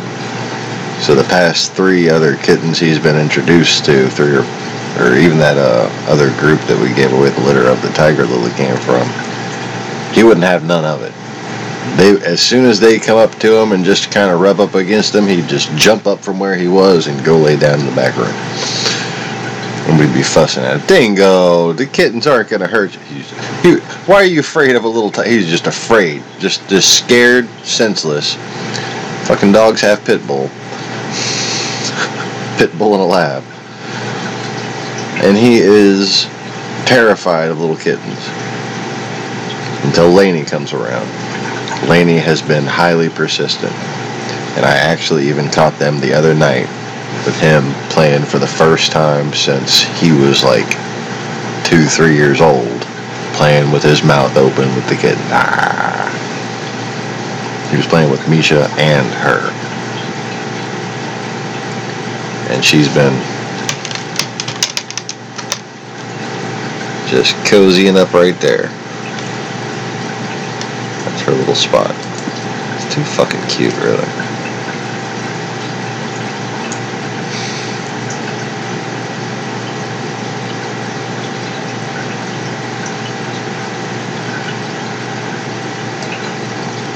My wife will try to take her back in the bedroom.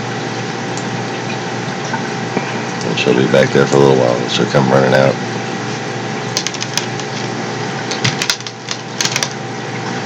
Just go lay down right there with Dingo again.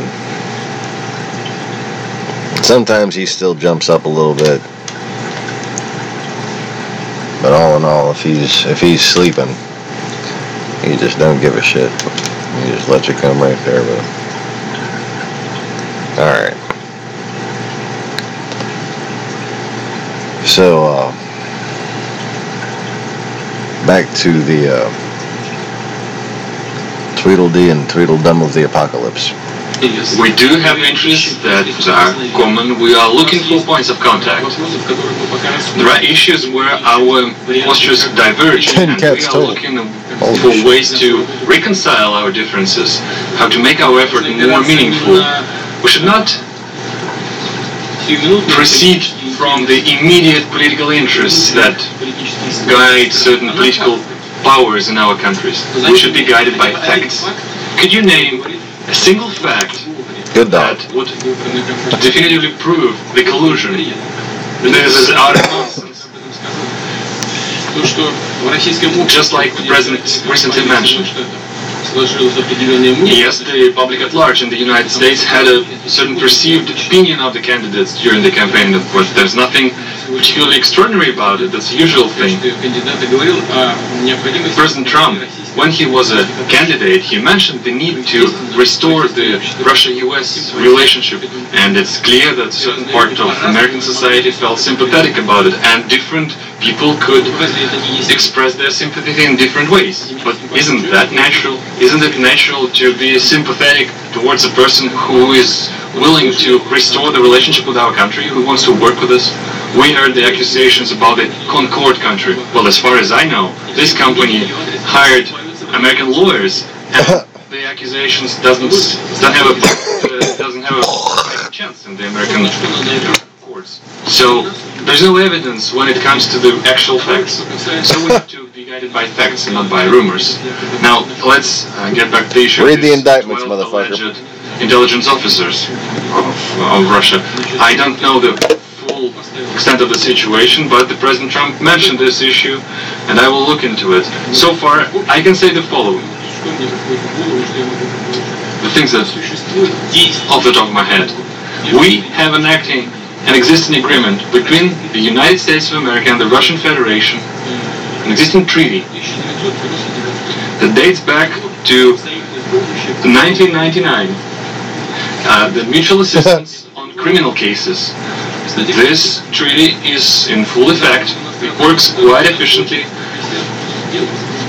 On average, we initiate about 150 criminal cases upon requests from foreign states. For instance, the last year, there was one extradition case upon the request sent by the United States. So this treaty has specific legal procedures. We can offer that the appropriate commission headed by Special Attorney Mueller, he can use this treaty as a solid foundation and send an official request to us so that we would interrogate, we would hold a questioning of these individuals who he believes are privy to some crimes, and our law enforcement are perfectly able to do this questioning and send the appropriate materials to the United States. Moreover, we can meet you halfway. We can make another step. We can actually permit official representatives of the United States, including the members of this very commission headed by Mr. Mueller, we can let them into the country and they will be present to this questioning. But in this case, there's another condition. This kind of effort should be a mutual one.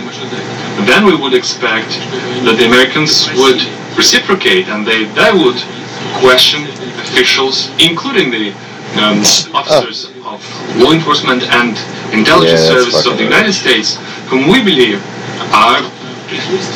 who have something to do with illegal actions on the territory of Russia. And we have to request the presence of our law enforcement. For instance, we can bring up Mr. Browder in this particular case.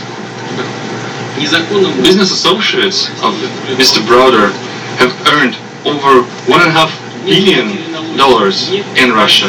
They never paid any taxes, neither in Russia nor in the United States, and yet the money escaped the country.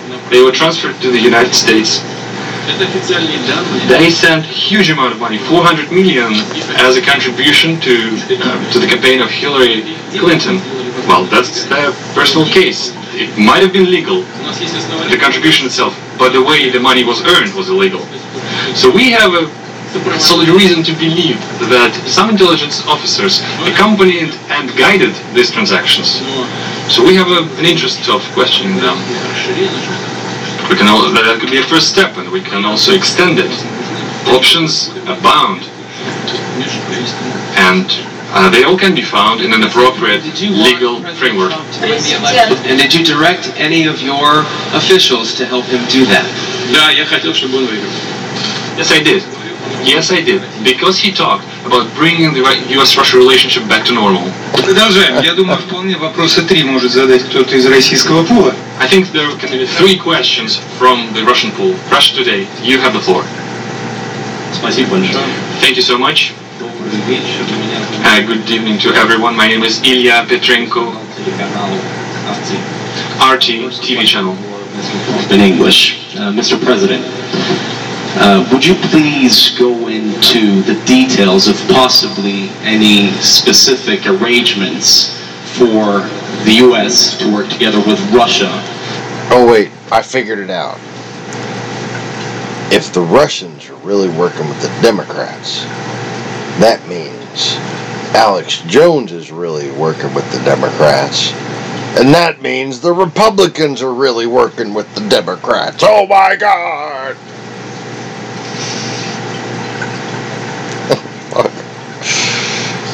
I just can't. I can't even. In Syria, if any of these kind of arrangements were made today or discussed. И если позволите, Владимир Владимирович, тоже вопрос. Later, Sean. Thanks. I appreciate that. President Putin in Russian. Since we brought up the issue of football several times, I used the football language. Mr. Pompeo mentioned that when we talk about the Syrian cooperation, the ball is in the Syrian court. Mr. Putin, in Russian court. Is it true? And how would you use this fact, having the ball?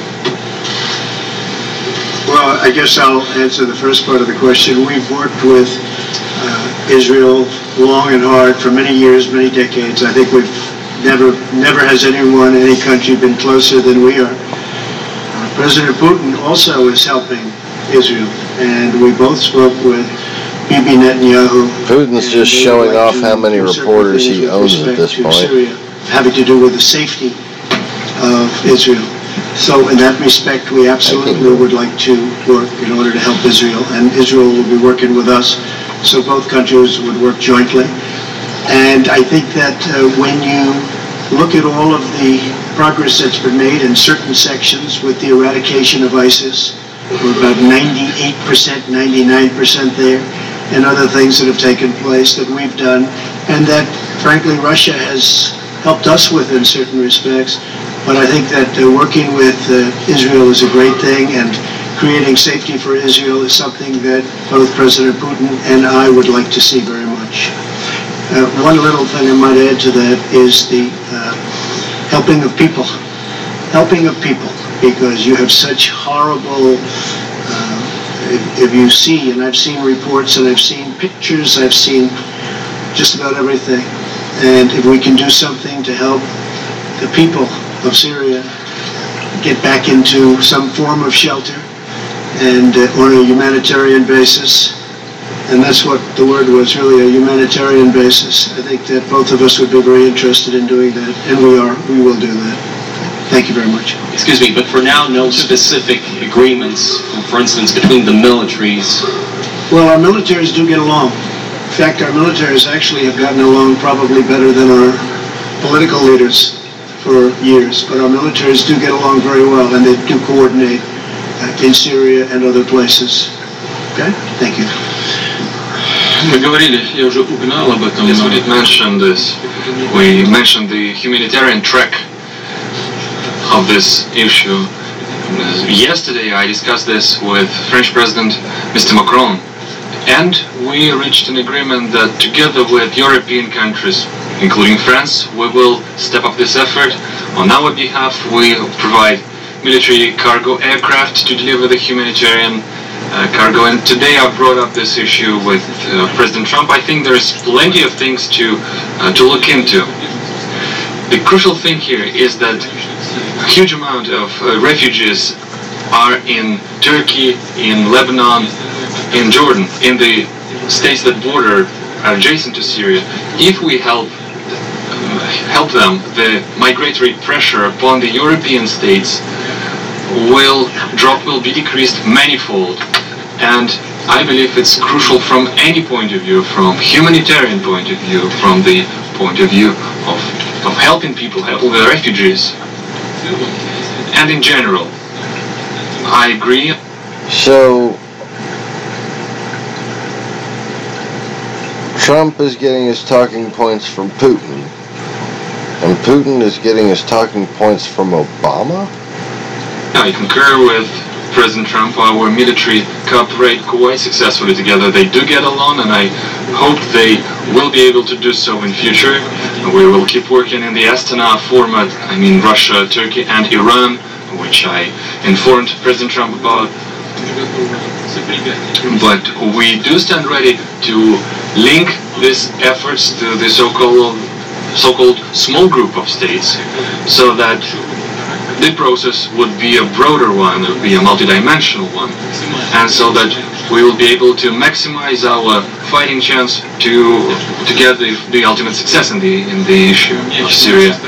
And speaking about having the ball in our court in Syria, President Trump has just mentioned that we've successfully concluded the World Football Cup. Speaking of the football, actually, Mr. President, I'll give this ball to you, and now the ball is in your court. All the more that the United States will host the World Cup in 2026. That's right. Thank you very much. We do host it, and we hope we do as good a job. That's very nice. That will go to my son Barron. We have no question. In fact, Melania, here you go. Okay. The final question from the United States will go to Jonathan Lemire from the AP.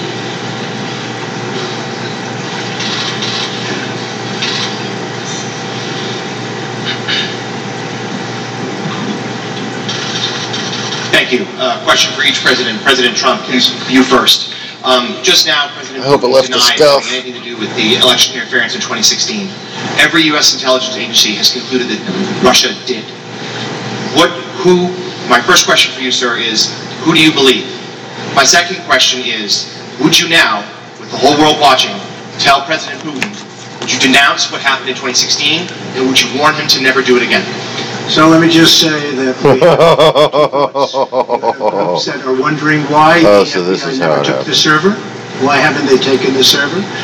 Why was the FBI told to leave the office of the Democratic National Committee? I've been wondering that. I've been asking that for months and months, and I've been tweeting it out and calling it out on social media. Say about that. Where is the server? I want to know, where is the server, and what is the server saying? With that being said, all I can do is ask the question.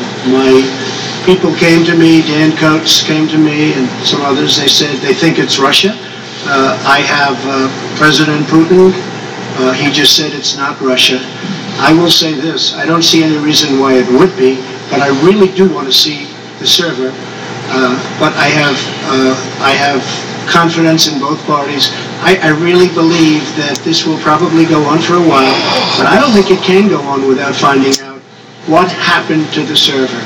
What happened to the servers of the Pakistani gentlemen that worked on the DNC? Where are those servers? They're missing. Where are they? What happened to Hillary Clinton's emails? 33,000 emails gone, just gone. I think in Russia they would be gone so easily. I think it's a disgrace that we can't get Hillary Clinton's 33,000 emails. I have great confidence in my intelligence people, but I will tell you that President Putin was extremely strong and powerful in his denial today. And what he did is an incredible offer. He offered to have the people working on the case come and work with their investigators with respect to the 12 people. I think that's an incredible offer. Okay? Yeah. Позвольте мне добавить. And they and Al-Qaeda can come help investigate 9/11. I was an intelligence officer myself. No shit, And I Sherlock. do know how dossiers are made up. Just a second. That's the first thing. Now the second thing. I believe that Russia is a democratic state, and I hope you're not denying this right to your own country. You're not denying that United States is a democracy. Do you believe United States is a democracy? And if so, if it is a democratic state, then the final conclusion in this kind of a dispute can only be delivered by a trial, by the court, not by the executive, by the law enforcement. For instance, the Concord company that was brought up is being accused. It's being accused of interference. But this company does not constitute the Russian state. It does not represent the Russian state. And I brought several examples before. Well, you have a lot of individuals in the United States. Take George Soros, for instance, with multi-billion capitals. But does that make him his position, his posture, the posture of the United States? No, it does not. But it's the same case. There is the issue of trying a case in the court, and the final say is for the court to deliver. This is the kind of bullshit that he tells Trump, and Trump buys it. We are now talking about the private, the individuals, and not about particular states. And as far as the most recent allegation is concerned about the Russian intelligence officers, we do have an intergovernmental treaty. Please do send us the request. We will analyze it properly and we'll send a formal response. And as I said, we can extend this cooperation, but we should do it on a reciprocal basis, because we would await our Russian counterparts to provide us access to the persons of interest for us, who we believe can have something to do with the intelligence services. Let's discuss the specific issues and not use the Russia and the US relationship as a loose change for this internal political struggle. A question for President Putin. Thank you. Two questions for you, sir. Can you tell me what President Trump may have indicated to you about officially recognizing Crimea as part of Russia? And then secondly, sir, does the Russian government have any compromising material on President Trump or his family?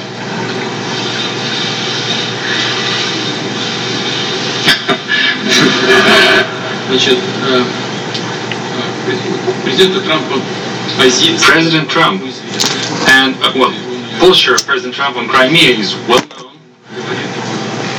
and he stands firmly by it. He continued to maintain that it was illegal to annex it. Our viewpoint is different. We held a referendum in strict compliance with the UN Charter and the international legislation. For us, this issue, we put paid to this issue. And now to the compromising material. Yeah, I did hear these rumors that we allegedly collected compromising material on Mr. Trump when he was visiting Moscow. Well, distinguished colleague, let me tell you this. When President Trump visited Moscow back then, I didn't even know that he was in Moscow. I treat President Trump with utmost respect. But back then, when he was a private individual, a businessman, nobody informed me that he was in Moscow. Well, let's take St. Petersburg Economic Forum, for instance. There were over 500 American businessmen, the high-ranking, the high-level ones. I don't even remember the last names of each and every one of them. Well, do you think that we try to collect compromising material on each and every single one of them? Well, it's difficult to imagine another nonsense of a bigger scale than this. Well, please, just disregard these issues and don't think about this anymore again. And I have to say, if they had it, it would have been out long ago. And if anybody watched Peter Strzok testify over the last couple of days, and I was in Brussels watching it, it was a disgrace to the FBI, it was a disgrace to our country, and you would say that was a total witch hunt. Thank you very much, everybody. Thank you.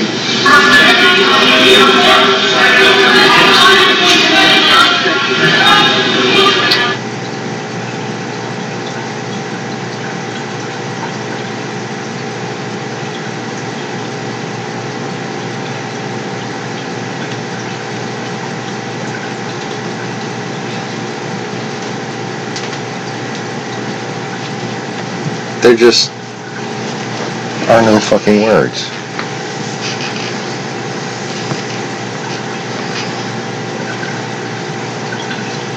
And the fact that people are uneducated enough to listen to that and not realize that they're listening to a rehearsed storytelling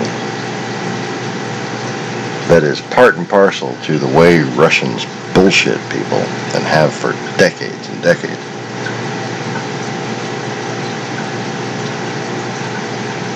That's what really has me just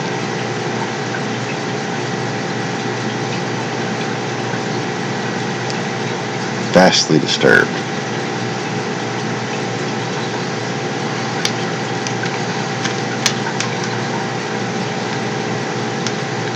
Fucking American president. Just no way.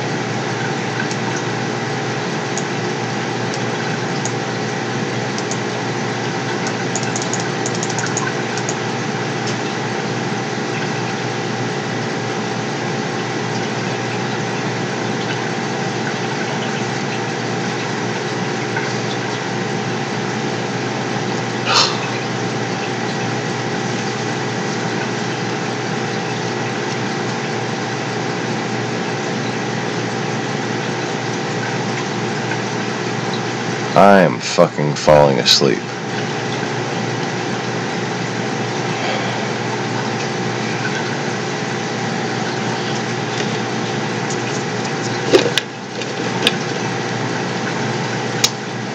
But, let's just say it's open season on using the word treason. And it doesn't seem like the Republicans in Congress are holding back either. So tomorrow might actually be the day, folks. So let's just all keep praying.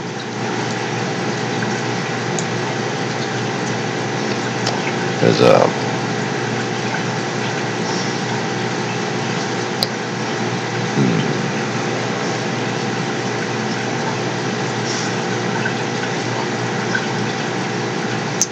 very interesting.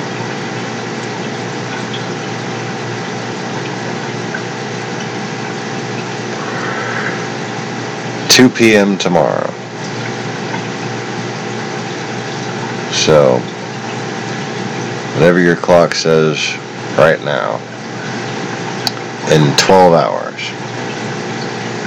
I will try to be making a broadcast to cover whatever the updated rumors of the day are. Get him, Dingo. Dingo's gonna get Donald Trump. Get him, Dingo. Get him. Get him, Dingo.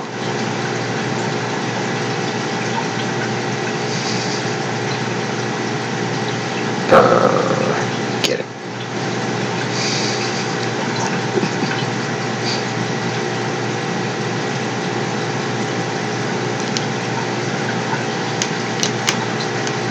That's like the most I've ever seen him growl right there.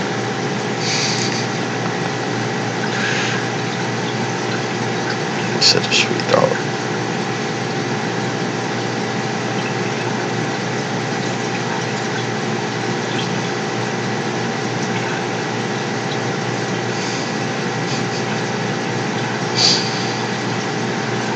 Anyways, say goodnight, Dingo.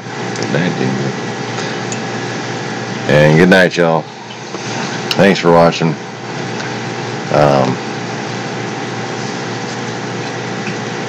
Let's just pray that tomorrow's the day. Because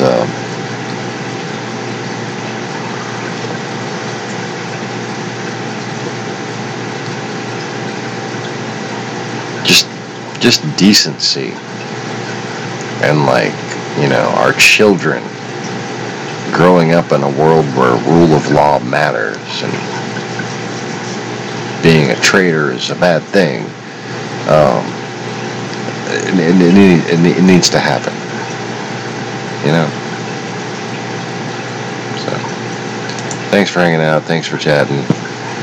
Click the like button and go watch some Easy Reefers videos, because, you know, that channel's monetized.